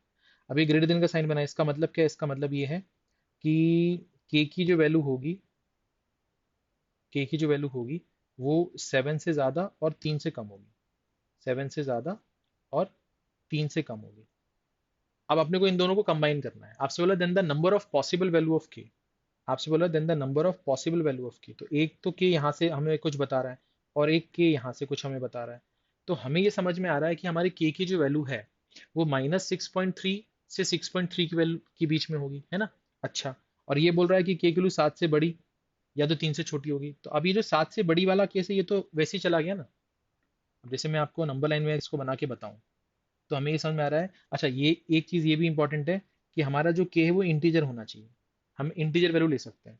तो एक तो बोल रहा है कि भैया माइनस का 6.3 से 6.3 के बीच में होना चाहिए, एक ये बोल रहा है। ठीक है, एक क्या बोल रहा है, 3 से छोटा होना चाहिए, 3 यहाँ पर कहीं मान लेते हैं। तो एक बोल रहा है सर 3 से छोटा होना चाहिए, 3 से छोटा यहाँ पर कहीं चलेगा। ठीक है, एक बोल रहा है 7 से बड़ा होना चाहिए, ये 7 यहाँ पर मान लिया। तो ये बोल रहा है 7 से बड़ा होना चाहिए। अब इन सब का इंटरसेक्शन देख लो, तो इन सब का इंटरसेक्शन जो है वो यहाँ पर कहीं हो रहा है। इसका मतलब हमारा जो k है, हमारा जो k है वो माइनस का 6.3 से 3 के बीच में होना चाहिए, माइनस का 6.3 से 3 के बीच में होना चाहिए। और k की कौन सी वैल्यू लेनी है, हमें इंटीजर वैल्यू लेनी है। इंटीजर वैल्यू लेनी है, इसका मतलब हम क्या क्या ले सकते हैं, -6, -5, -4, -3, -2, -1, 0, 1 और 2, ये वैल्यू ले सकते हैं, 3 नहीं ले सकते। ठीक है ना, और 6.3 तो इंटीजर है ही नहीं। तो हमने देखा यहाँ पर कितनी वैल्यूज आ रही हैं, मैंने कहा 1 2 3 4 5 6 7 8 9। तो यहाँ पर हमारी कितनी वैल्यूज हैं सर, 9 वैल्यूज हैं जो कि पॉसिबल है। ठीक है, 9 वैल्यूज हैं जो कि पॉसिबल है, और यही हमसे मांग रहा था, यही हमसे मांग रहा था। ठीक है, कोई दिक्कत कोई परेशानी किसी भी तरह की नहीं, पक्का। ठीक है भाई, तो ये हमने कर दिया यहाँ पर। यहाँ तक मेरे ख्याल से आपको कोई दिक्कत नहीं होगी। ठीक है भाई, यहाँ तो कोई दिक्कत। तो इस तरह के सवाल भी पेपर में आते रहते हैं, ये भी आया हुआ सवाल है। ठीक है, आगे बढ़ते हैं। अब यहाँ पर आपसे क्या बोल रहा है, आपसे यहाँ पर बोल रहा है कि भैया if c is equal to 16x/y plus 49y/x for some non zero real numbers x and y, then c can not take the value. c की वैल्यू क्या नहीं हो सकती है। यहाँ पर ऑप्शन दिया है आपको -70, यहाँ पर दिया है -50, यहाँ पर दिया है -60, यहाँ पर दिया है +60। तो आपको बोला इनमें से कौन सी नहीं हो सकती है। तो हम इसको सॉल्व कर रहे हैं। तो मैंने कहा देखो यहाँ पर c इज इक्वल टू लिखा है 16x/y, और ये लिखा हुआ है 49y/x। तो ये जो y/x है और ये जो x/y है एक दूसरे के रेसिप्रोकल है। तो हमने x/y को a ले लिया फॉर एग्जाम्पल। तो ये क्या हो जाएगा sir, c is equal to 16a plus 49/a। तो इसको सॉल्व करेंगे तो ये होगा ac 16a² प्लस 49।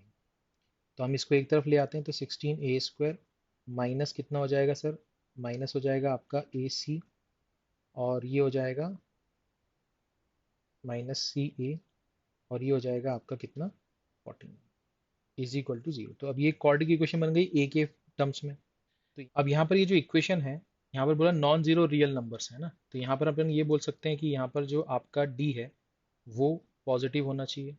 ठीक है, डी ग्रेटर देन और इक्वल टू जीरो होना चाहिए, रियल रूट्स होने चाहिए। तो इसका डी निकालेंगे, तो इसका डी कैसे निकालेंगे सर? माइनस सी का स्क्वायर माइनस 4 इंटू 16 इंटू 49, और ये आ जाएगा सर ग्रेटर देन और इक्वल टू जीरो।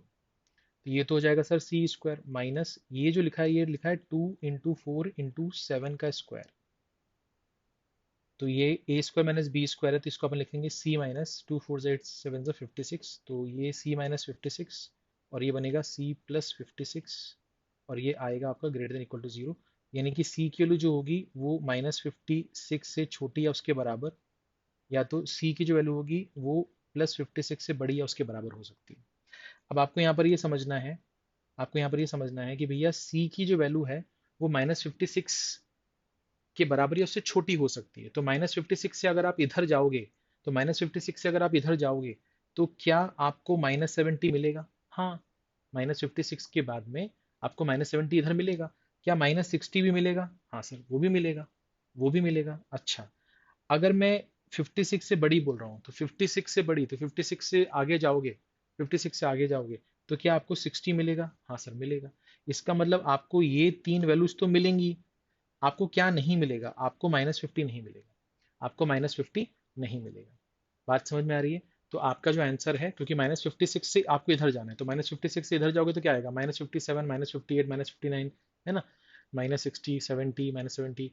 अब फिर 56 से इधर जाओगे तो 57, 58, 59, 60, तो कहीं पर भी आप -50 पर नहीं पहुंच पाओगे किसी भी हालत में। इसका मतलब हमारा जो आंसर होगा, कि बोल रहा है कि c can not take the value, तो वो क्या होगा? -50। ठीक है, कोई दिक्कत, कोई परेशानी किसी भी तरह की नहीं? चलिए आगे बढ़ते हैं।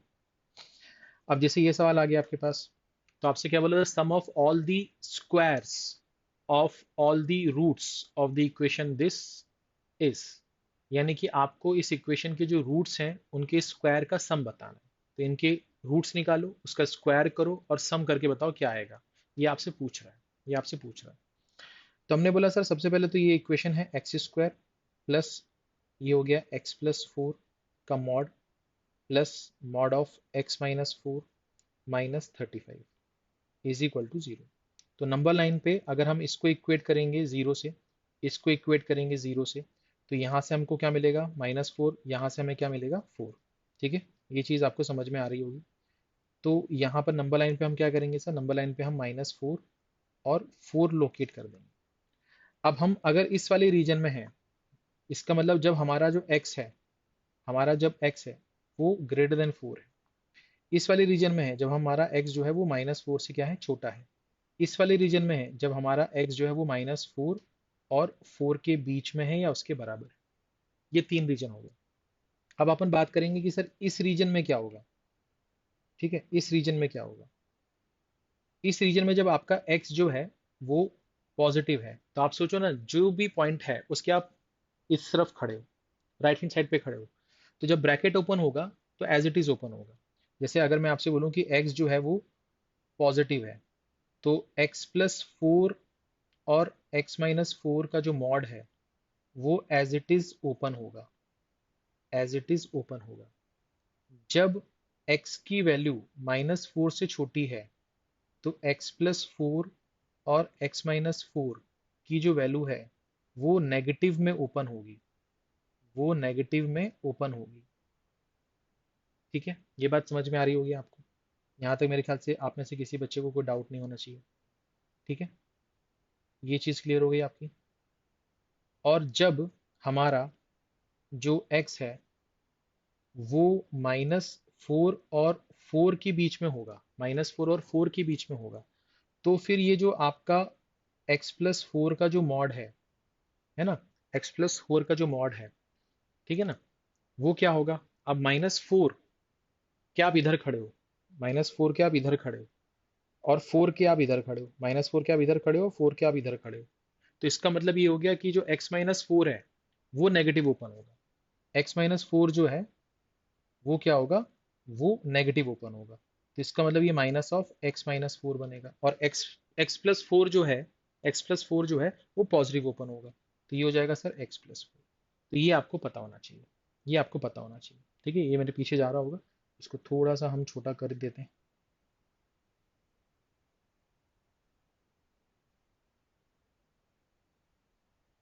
ठीक है, मेरे ख्याल से अब दिख रहा होगा आपको सब।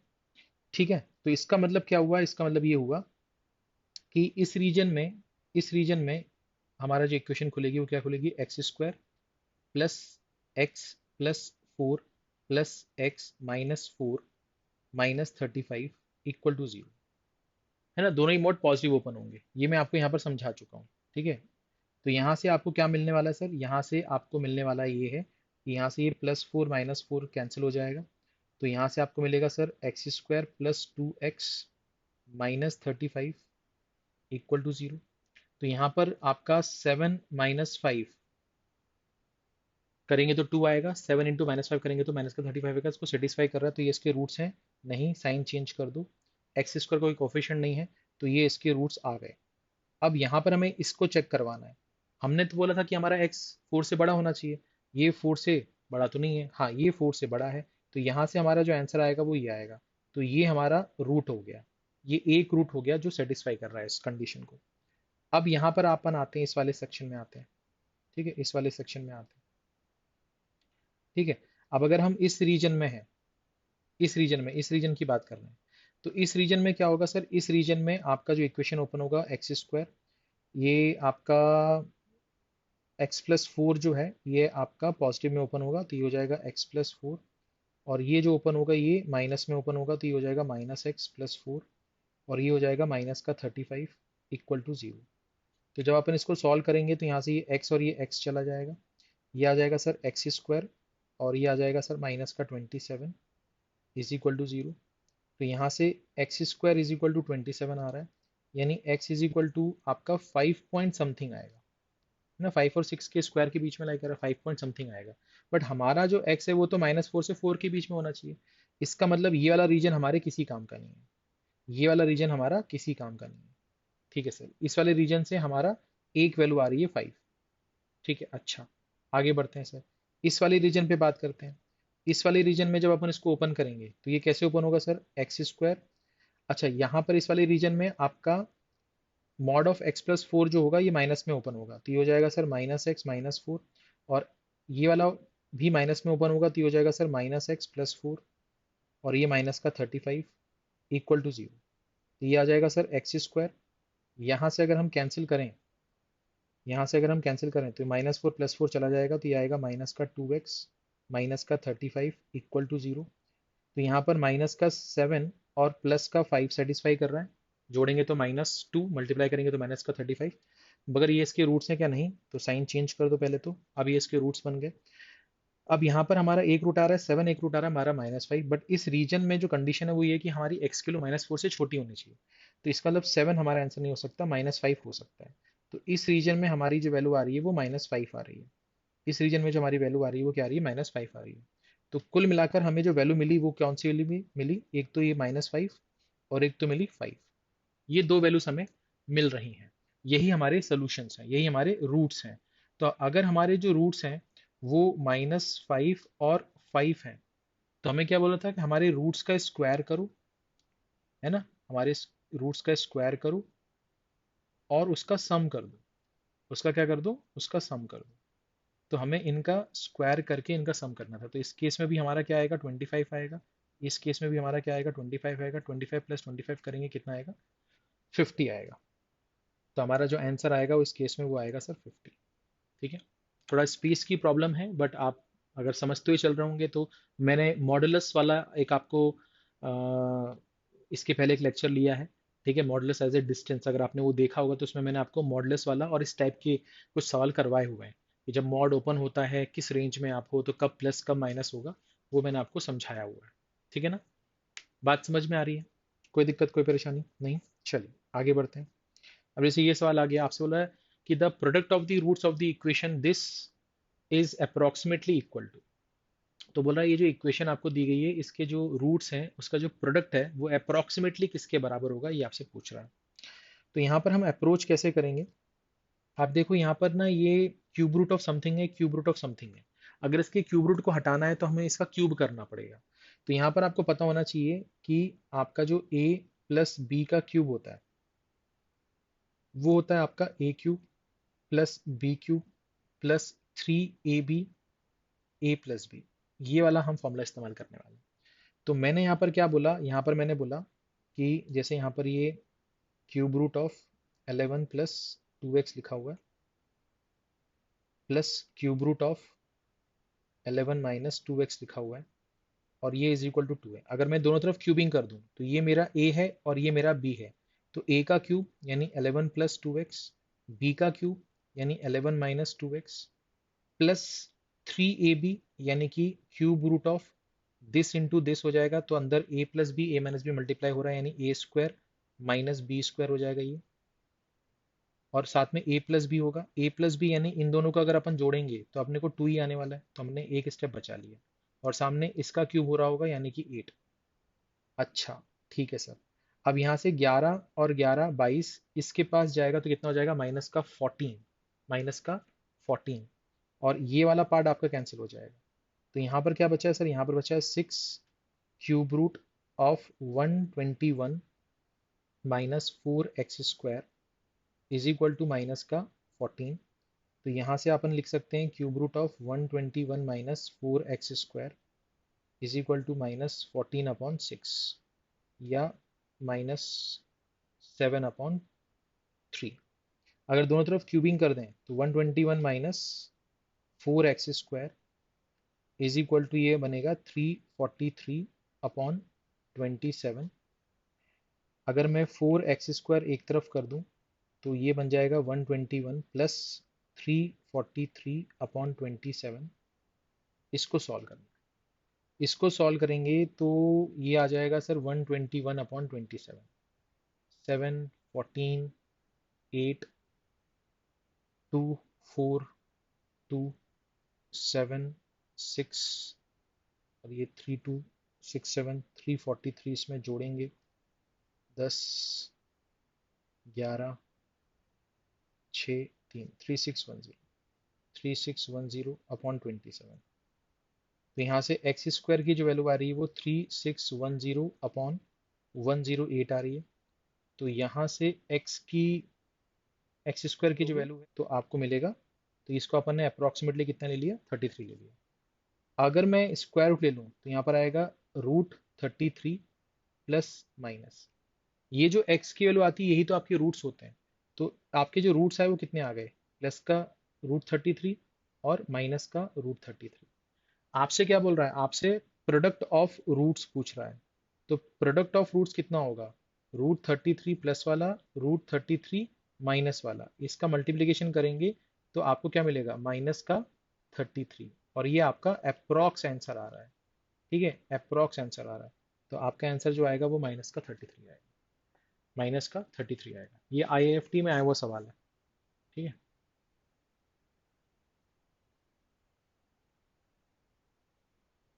यहाँ तक कोई दिक्कत, यहाँ तो कोई परेशानी नहीं, आगे बढ़ते हैं। क्लियर हुआ। स्पीड जो है वो आप अपने हिसाब से कम कर लीजिएगा अगर आपको ज़्यादा लग रही है तो, क्योंकि हमें ज़्यादा चीज़ें डिस्कस करनी है, हम धीरे धीरे पढ़ेंगे तो टाइम वेस्ट होगा। The product of the roots of the equation 9x square minus 18 times of mod x plus 5 is equal to 0 is. अब यहाँ पर मैंने आपको एक चीज़ बताई थी जब मैंने मॉडुलस फंक्शन पढ़ाया था आपको, मॉडुलस एज ए डिस्टेंस में बहुत सारी ऐसी चीज़ें बताई थी जो आगे काम आने वाली थी। तो मैंने आपको बताया था कि मॉड एक्स का जो स्क्वायर है उसको अपन एक्स स्क्वायर से रिप्लेस कर सकते हैं या एक्स स्क्वायर को मॉड ऑफ एक्स स्क्वायर से रिप्लेस कर सकते हैं, तो वो यहाँ पर काम आएगा हमें। तो हमने लिखा सर ये है 9x square minus 18 mod x, 18 mod x plus 5 equal to 0। अब हम यहाँ पर एक्स स्क्वायर को ना मॉड ऑफ एक्स स्क्वायर से रिप्लेस करते हैं। अब यहाँ पर आपके पास है कि आप मॉड एक्स को वाई ले लो आप चाहो तो, बट मैं नहीं करूँगा, ठीक है। मुझे दिख रहा है कि यार मुझे 9 इंटू 5 45 चाहिए, तो मुझे ऐसे दो नंबर सोचने जिसको मल्टीप्लाई करने पे 45 और जोड़ने पे माइनस का 18 आ जाए। तो मैंने बोला माइनस का 15 और माइनस का 3 जोड़ने पे माइनस का 18 मल्टीप्लाई करने पे प्लस का 45 सेटिस्फाई कर रहा है, हाँ। तो साइन चेंज कर दो। अब एक्स स्क्वायर का कोफिशिएंट अगर है तो उससे डिवाइड करना ना भूलें, ठीक है। तो ये 3 5 ज़ा 3 3 ज़ा और ये 1/3 तो ये जो आ रहा है ये मॉड एक्स की वैल्यू आ गई। अब मॉड एक्स की वैल्यू अगर ये है तो एक्स की वैल्यू कितनी आएगी सर, +-5/3 और +-1/3। तो आपसे क्या बोल रहा है, आपको बोला प्रोडक्ट ऑफ रूट्स निकालो। तो जो प्रोडक्ट ऑफ रूट्स होगा वो कितना होगा, वो होगा 5/3 इंटू -5/3 इंटू 1/3 इंटू -1/3। तो दो नेगेटिव टर्म्स हैं, मल्टीप्लाई होंगे पॉजिटिव हो जाएगा, 5 इंटू 5 25 हो जाएगा, 3 4 टाइम्स है तो 80 बना जाएगा। तो आपका जो आंसर होगा वो कितना होगा, 25/81, यानी कि जो फर्स्ट ऑप्शन है ये इसका सही जवाब है। अब इस सवाल को सॉल्व करते हैं। तो ये जो सवाल है इसमें आपसे क्या बोल रहा है कि आपके पास में दो इक्वेशंस हैं लाइन की, उसमें से वो ये कह रहा है कि एक इक्वेशन की एक लाइन दूसरी इक्वेशन की एक लाइन के साथ में कोइंसाइड कर रहा है, और इस इक्वेशन की एक लाइन इस इक्वेशन की जो दूसरी लाइन है उसके साथ आपस में क्या है, परपेंडिकुलर है। तो इसका मतलब क्या है, इसका मतलब ये है कि हमको ये समझ में आ गया कि ये पेयर्स ऑफ स्ट्रेट लाइन के ऊपर सवाल है। अब पेयर ऑफ स्ट्रेट लाइन को रिप्रेजेंट कैसे करते हैं, y is equal to m1x या y minus m1x y minus m2x is equal to 0, इस तरह से रिप्रेजेंट करते हैं, जिसमें m1 m2 क्या है, हमारे लाइन के स्लोप है, लाइन के स्लोप। अब यहाँ पर हो क्या रहा है, इसको हम दो तरीके से सॉल्व करेंगे। एक हम सॉल्व करेंगे पेयर ऑफ स्ट्रेट लाइन के कंसेप्ट से, जो कि मैं आपको सजेस्ट नहीं करूंगा, अगर बाई चांस ये सवाल कहीं आगे कहीं रिपीट होता है तो आप उसको इस कंसेप्ट से मत करना, आप इसको क्वाड्रेटिक इक्वेशन समझ के सॉल्व करना। कैसे करेंगे वो मैं आपको भी आगे बताऊंगा, पहले मैं स्ट्रेट लाइन वाला कंसेप्ट आपको बताना चाह रहा हूँ। अब यहाँ पर हम बात कर रहे हैं कि सर ये जो इक्वेशन है यहाँ पर 2x² plus axy plus 3y² is equal to 0, इसको अगर मान लें कि ये y माइनस m1x और ये है y माइनस m2x के बराबर, तो यहाँ से अगर हम इस इक्वेशन को 3 से डिवाइड करेंगे तो ये बनेगा y² प्लस a/3 xy और प्लस 2/3 x²। इसको सॉल्व करेंगे तो ये बनेगा सर y², ये बनेगा सर आपका माइनस m2xy और ये बनेगा -m1xy और ये बनेगा माइनस माइनस प्लस m1m2x²। तो अगर हम इसको थोड़ा सा सिंप्लीफाई करें तो हम यहाँ से बोल सकते हैं कि ये m1 plus m2, negative sign बाहर ले लिया, xy बाहर आ गया, प्लस ये आ गया आपका m1 m2x², ये बराबर है y² plus a/3 xy plus 2/3 x² के। तो बाय कंपैरिजन हमें यहाँ से क्या मिलेगा, यहाँ पर हम xy का जो कोफिशिएंट है वो है minus of m1 plus m2, इसको बराबर करेंगे a/3 से, तो यहाँ से हमें m1 प्लस m2 जो मिलेगा वो माइनस a/3 मिल जाएगा, और यहाँ पर x² का जो कोफिशिएंट है वो m1 m2 है और यहाँ पर वो 2/3 है, तो ये 2/3 मिल जाएगा। ठीक है, ये चीज़ आपके पास में आ जाएगी। यहाँ तक मेरे ख्याल से कोई दिक्कत आपको नहीं होगी, ठीक है ना। तो ये चीज़ मैं यहाँ पर लिख रहा हूँ, ये चीज़ मैं यहाँ पर लिख रहा हूँ। तो यहाँ पर मैंने लिख दिया कि भैया m1 प्लस m2 जो है वो आपका माइनस a/3 के बराबर है, और m1 इंटू m2 जो है वो आपका कितना है, वो 2/3 के बराबर। तो ये हमें पहली एक लाइन जो हमने बनाई थी उसको सॉल्व करके ये मिल गया हमको। ठीक है सर, ये चीज़ हो गई सर। अब क्या कर सकते हैं सर, अब क्या कर सकते हैं, अब हम इसको मिटाते हैं यहाँ से, इसको मिटाते हैं यहाँ से, ये हमारी अब किसी काम का नहीं है। अब बात ये करते हैं भाई कि जो दूसरी इक्वेशन है उसको लिखते हैं और उसको रिप्रेजेंट करते हैं। जो दूसरी इक्वेशन है, जो दूसरी इक्वेशन है वो ये वाली लाइन है। तो ये क्या लिखा है सर, ये लिखा है 2x² plus bxy minus 3y² equal to 0। इसको हम लिखते हैं लाइन पेयर ऑफ स्ट्रैंड के फॉर्म में, तो ये लिखेंगे y माइनस m1x और यहाँ लिखेंगे y प्लस 1/m2x। अब आप बोलोगे सर ये क्या कर दिया आपने। देखो मैं आपसे क्या बोल रहा हूँ कि आपसे सवाल में बोला है कि दो जो इक्वेशन आपको गिवन है वो पेयर ऑफ स्ट्रेट लाइन है। ठीक है, पेयर ऑफ स्ट्रेट लाइन है, इसकी एक लाइन इसकी एक लाइन के साथ में क्या है, पैरेलल है। अगर पैरेलल है तो इन दोनों का जो स्लोप होगा, इन दोनों का जो स्लोप होगा वो क्या होगा सर, सेम होगा। और इसकी जो एक लाइन है वो इसकी एक लाइन के साथ में परपेंडिकुलर है, तो इन दोनों का जो स्लोप होगा उसका जो मल्टीप्लीकेशन होगा वो -1 होगा। यानी कि अगर एक का स्लोप m1 है तो दूसरे का स्लोप -1/m1 होगा। ठीक है, तो इसका स्लोप अगर हमने m2 माना है, क्योंकि इसको आप इक्वेट करोगे जीरो से तो इसका स्लोप m2 आएगा, तो इसको जब आप इक्वेट करोगे जीरो से तो इसका स्लोप क्या आएगा, 1/m2 विद नेगेटिव साइन आएगा। तो इन दोनों का जो प्रोडक्ट है वो क्या -1 आ रहा है, हाँ आ रहा है। ठीक है, तो इस वजह से इसको चेंज किया। ठीक है सर, समझ में आ गया, समझ में आ गया। ठीक है सर, कोई दिक्कत नहीं, कोई परेशानी नहीं। तो ये चीज़ हम यहाँ से हटाते हैं। ठीक है, ये चीज़ हम यहाँ से हटाते हैं, आगे बढ़ते हैं। अब इसको अगर हम -3 से डिवाइड कर दें तो ये आ जाएगा सर y² माइनस का b/3 xy माइनस का 2/3 x²। ये ओपन करेंगे तो ये बनेगा y² ये बनेगा sir 1/m2 x y minus का m1 x y minus m1/m2 x²। तो इसको थोड़ा सा सिंप्लीफाई करें तो ये y² बनेगा प्लस 1/m2 माइनस m1, ये आ जाएगा xy माइनस m1/m2 x²। सामने ये y² minus b/3 xy minus 2/3 x² के बराबर है। अगर अपन कंपैरिजन करें यहाँ पर, अगर अपन कंपैरिजन करें तो यहाँ से आपको मिलेगा 1/m2 minus 1/m1 is equal to कितना, -b/3। और अगर यहाँ से अपन कंपैरिजन करें तो -m1/m2 -2/3 के बराबर है, यानी कि m1/m2 जो है, m1/m2 जो है वो 2/3 के बराबर है। तो वो चीज़ यहाँ पर लिख देते हैं। तो यहाँ पर अपन क्या लिखेंगे, यहाँ पर अपन लिखेंगे 1/m2 minus m1 is equal to -b/3, और m1/m2 जो है वो कितना है सर, 2/3 के बराबर है। तो मेरे ख्याल से यहाँ तक आपको दिक्कत नहीं होगी।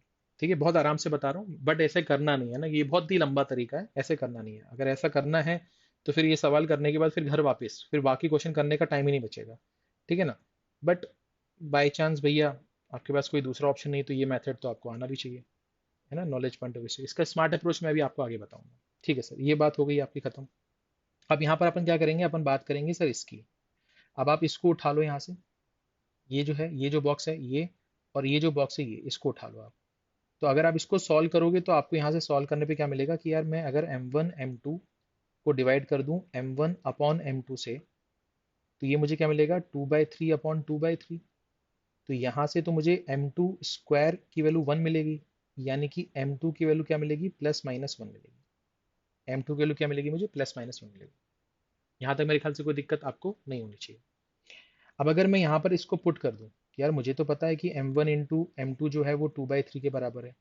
तो अगर m2 को मैं मान लेता हूँ कि m2 जो मेरा है 1 है, तो फिर m1 मेरा कितना आएगा, 2/3 आएगा। और अगर मैं m2 को -1 मान लेता हूँ तो उस केस में m1 कितना आएगा, -2/3 आएगा। ठीक है, ये चीज़ हो गई। अब अपन या तो ये पुट करेंगे या तो ये पुट करेंगे और सॉल्व करेंगे, उससे हमें ए और बी की वैल्यू आएगी। तो मैंने कहा देखो ऐसा है, हम जो ये कंडीशन है ये वाली, इसको देखते हैं अभी। लिखा m1 plus m2 minus a/3। हम इस वाले पार्ट को सॉल्व कर रहे हैं कि भैया m1 मेरा 1 है, सॉरी m2 मेरा 1 है और m1 मेरा 2/3 है, ये a/3 के बराबर है विथ नेगेटिव साइन। तो ये आ जाएगा sir 5/3 is equal to -a/3। 3 से 3 कैंसिल होगा, तो यहाँ से a की वैल्यू कितनी आएगी सर, -5। a की वैल्यू कितनी आएगी सर, -5। तो यहाँ से मुझे अभी a की वैल्यू कितनी मिल गई सर, -5 मिल गई। मुझे a और b चाहिए होगा क्योंकि उसका स्क्वायर का सम चाहिए मुझे। तो ये चीज़ आ गई सर। अब यही चीज़ अगर मैं इस वाले में पुट कर दूं, इस वाले में पुट कर दूं, तो ये क्या लिखा हुआ है सर, ये लिखा हुआ है आपका 1/m2 minus m1 is equal to minus का b/3। अभी हम फिर से यही वाला पार्ट सॉल्व कर रहे हैं। तो मुझे मालूम है m2 तो मेरा 1 है तो उसका रेसिप्रोकल भी 1 होगा, और m1 मेरा 2/3 है इज इक्वल टू ये माइनस का b/3 है। सॉल्व करेंगे तो ये कितना आएगा सर, ये आएगा माइनस का 1/3, सॉरी प्लस का 1/3 इज इक्वल टू ये माइनस b/3 है। तो जब इसको सॉल्व करेंगे तो यहाँ से b की वैल्यू कितनी आएगी, यहाँ से b की वैल्यू आएगी सर -1। यहाँ से b की वैल्यू कितनी आएगी सर, -1। अच्छा, अभी हमने क्या किया है, हमने इसके और इसके मदद से a और b निकाला है, बट हमने अभी ये वाला ही m1 m2 पुट किया है। हम ये वाला m1 m2 भी पुट कर सकते हैं, तो उससे भी हमें वैल्यू मिलेगी ए और बी की, तो थोड़ा साइन वाइन का कुछ फर्क आएगा। तो अगर हम देखें कि यार ए और बी जो आया है, ए और बी जो आया है वो ये आया है, तो अगर मुझे ए स्क्वायर प्लस बी स्क्वायर करना है तो -5 का स्क्वायर 25 होगा, 1 का स्क्वायर 1 होगा। सॉल्व करने पे कितना आएगा 26। सॉल्व करने पे कितना आएगा 26। तो इस सवाल का जो सही जवाब था वो कितना था सर 26 था, है ना। ये आपका शॉर्ट आंसर में आया था, शायद आपको इसका आंसर पुट करना था, वहां पर फीड करना था। ठीक है। अब यहाँ पर M2 की वैल्यू, ये वाला केस भी आप सॉल्व कर सकते हो, अभी मैंने सिर्फ ये वाला किया है। आप ये वाला भी देखोगे तो भी आपका आंसर 26 ही आना है इसका, है ना। इसका आंसर क्या आना है 26 ही आना है। ठीक है। अब तो ये तो एक तरीका हो गया सर, ये तो एक तरीका हो गया। अब इसका स्मार्ट अप्रोच क्या हो सकता है ना, इसका स्मार्ट अप्रोच क्या हो सकता है, अगर वो स्मार्ट अप्रोच पता है आपको तो फिर आपका जीवन थोड़ा आसान हो जाएगा, नहीं तो ये बहुत लंबा मेथड है, बहुत लंबा मेथड है, गलत नहीं है बट बहुत ही लंबा मेथड है। तो अब क्या करें सर, ध्यान से देखिए, ध्यान से देखिए। मैं यहाँ पर क्या करने वाला हूँ, आप ध्यान से देखिएगा। मैं बोल रहा हूँ मेरे पास इक्वेशन है 2x² plus axy plus 3y² = 0। अब इन दोनों का मल्टीप्लीकेशन करेंगे तो क्या आएगा 6x² y²। तो मुझे इस तरह से तोड़ना है 6x² y² को, कि उसको मल्टीप्लाई करने पे दो नंबर 2x² इंटू 3y² को मल्टीप्लाई करेंगे तो 6x² y² आएगा। अब मुझे सोचना है ऐसे दो नंबर जिसको मल्टीप्लाई करने पे 6x² y² आ जाए और जोड़ने पे axy आ जाए। बट सर ये तो पता नहीं है। मैंने कहा देखो 2 और 3 पॉजिटिव है ना, हाँ, तो आप ऐसे सोचो कि ए हमारा पॉजिटिव ही आएगा। तो हमने बोला कि हम क्या कर रहे हैं, हम इसको तोड़ रहे हैं, हम इसको तोड़ रहे हैं कि एक नंबर है 2xy और एक नंबर है 3xy। तो अगर मैं इसको मल्टीप्लाई करूंगा तो क्या 6x² y² बनेगा, हाँ बनेगा, बनेगा।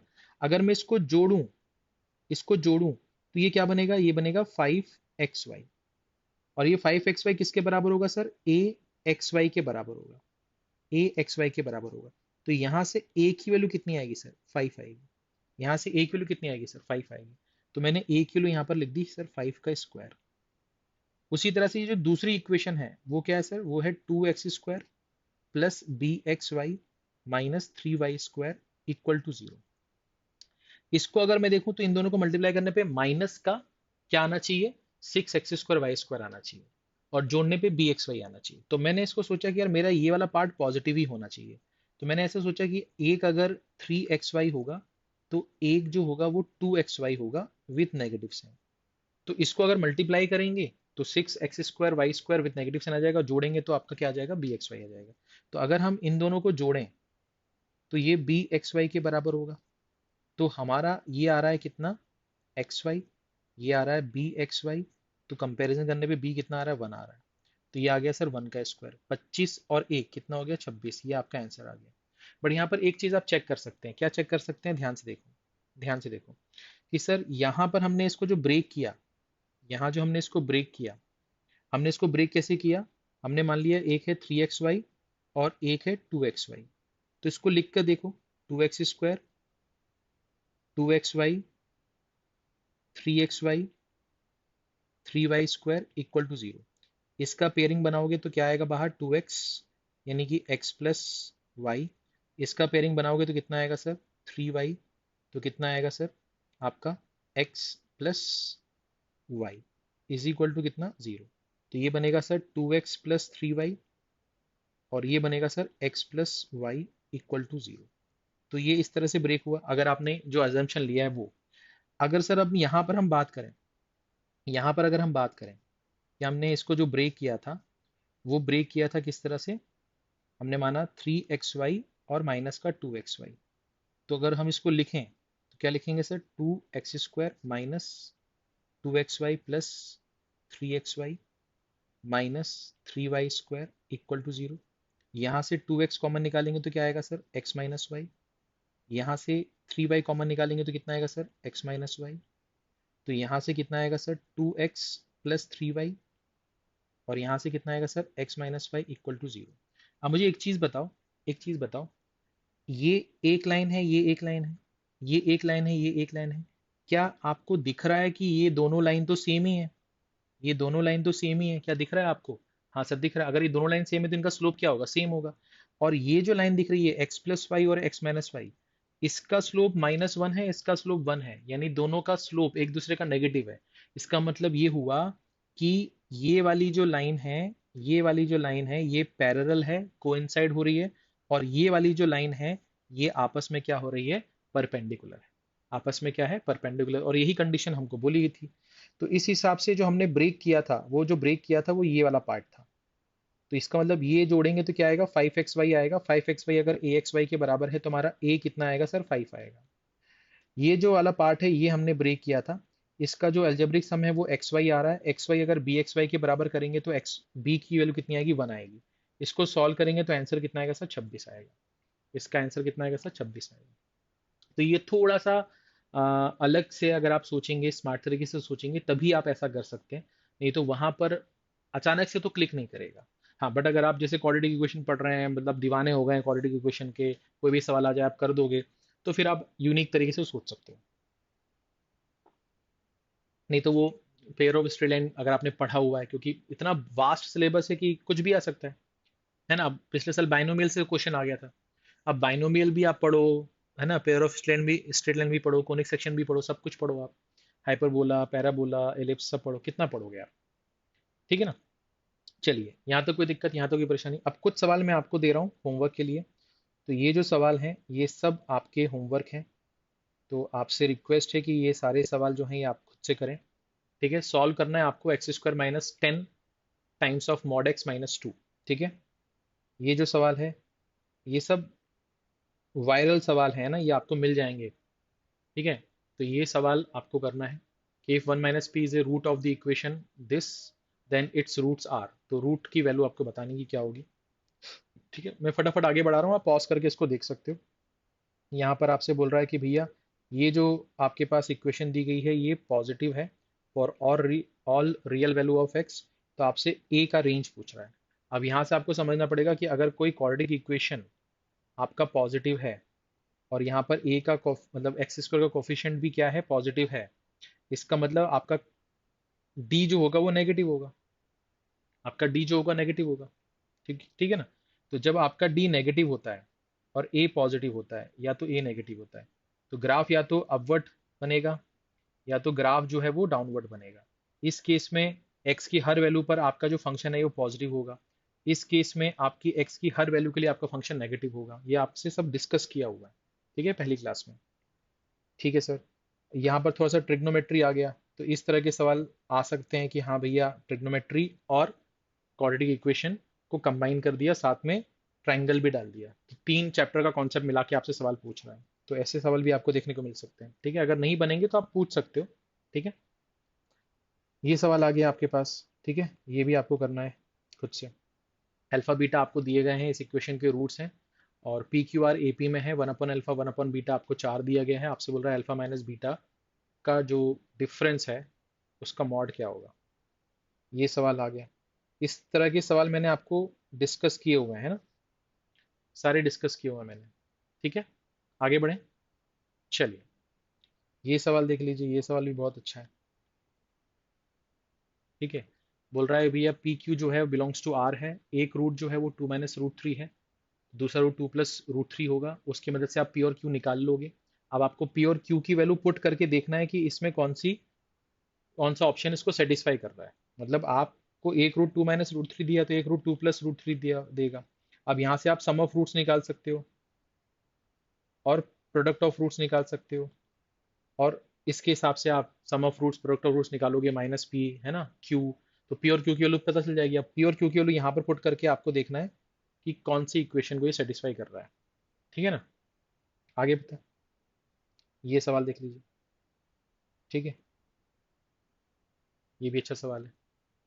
ठीक है, गिवन इक्वेशन है आपके पास, उसके रूट sec² π/8 और cosec² π/8 है। आपसे बोल रहा है a + b क्या होगा। ठीक है, ये सवाल है भाई। ठीक है, अच्छा यहाँ पर आप एक चीज समझो कि जैसे अल्फा बीटा जो है वो इसके रूट्स हैं। तो x - a × x - b + c, ये आपकी इक्वेशन है। अगर मैं बोलूं कि इसके रूट्स जो है वो अल्फा और बीटा है, तो इसी इक्वेशन का जो रूट फॉर्म होगा वो क्या होगा, x - अल्फा और x - बीटा, यही होगा। हाँ होगा। अगर मैं इस सी को इसके पास भेज दूं तो ये इक्वेशन कैसे दिखाई देगी? ये दिखाई देगी x minus alpha x minus beta minus c, और सामने क्या दिखाई देगा? एक्स माइनस ए और एक्स माइनस बी। अब अगर मैं आपको बोलूं उल्टा सोचो कि जब ये दिया था और इसके रूट्स ये थे तो ये रूट फॉर्म था। अगर मैं मान लूं कि अब जो आपकी इक्वेशन है वो ये है, अगर आपकी इक्वेशन ये है तो ये जो सामने लिखा है वो क्या है? वो इसका रूट फॉर्म है। वो इसका क्या है? रूट फॉर्म है। और अगर ये इसका रूट फॉर्म है तो इस इक्वेशन के रूट्स क्या होंगे? इस इक्वेशन के रूट ए और बी होंगे। इस इक्वेशन के रूट्स क्या होंगे? ए और बी होंगे। तो आपसे यही तो बोला था find the root of this equation, तो वो ए और बी ही होंगे। ठीक है, ए और बी ही होंगे। ठीक है, स्मार्ट अप्रोच ये है, बाकी आप करते रहो, है ना। आगे बढ़े, ये आपको खुद से करना है भाई। ठीक है, अच्छा क्वेश्चन है, आया हुआ क्वेश्चन है कैट में। ठीक है, ये क्वेश्चन आपको खुद से करना है भाई। ठीक है, कोई दिक्कत कोई परेशानी नहीं? पक्का? चलिए, तो ये भी बड़ा अच्छा क्वेश्चन है ना। इसमें इसका answer can not be determined होगा। ठीक है, सेकंड वाले का ए प्लस बी प्लस सी आप नहीं निकाल पाओगे। ठीक है, और इसका शायद -4 होगा, शायद, कंफर्म नहीं हो, बट -4 शायद मुझे याद आ रहा है। ठीक है, चलिए, अच्छा क्वेश्चन है, ये भी कैट में आया हुआ है। तो आज का सेशन यहीं पर समाप्त होता है। मैं उम्मीद करता हूँ आपको जो कुछ भी बताया जा रहा है, समझाया जा रहा है, वो आपको समझ में आ रहा होगा, मज़ा आ रहा होगा। तो इसी तरह की और वीडियोस के लिए आप चैनल को सब्सक्राइब कर लीजिए, और वीडियो अगर अच्छा लगे तो लाइक कीजिए। अगर कोई फीडबैक देना है तो आप कमेंट करके हमें बता सकते हैं। ठीक है, और कुछ अगर टॉपिक्स आपको पढ़ने हैं तो वो भी आप हमसे बोल सकते हैं। दूसरा, कोई डाउट है तो कमेंट करके पूछिए, या तो टेलीग्राम का जो लिंक है वो डिस्क्रिप्शन में मिल जाएगा, उसको क्लिक करके आप ग्रुप को ज्वाइन कीजिए, और ग्रुप पर आप अपने डाउट पोस्ट करके पूछ सकते हो। ठीक है, अपना ख्याल रखिए, थैंक यू सो मच।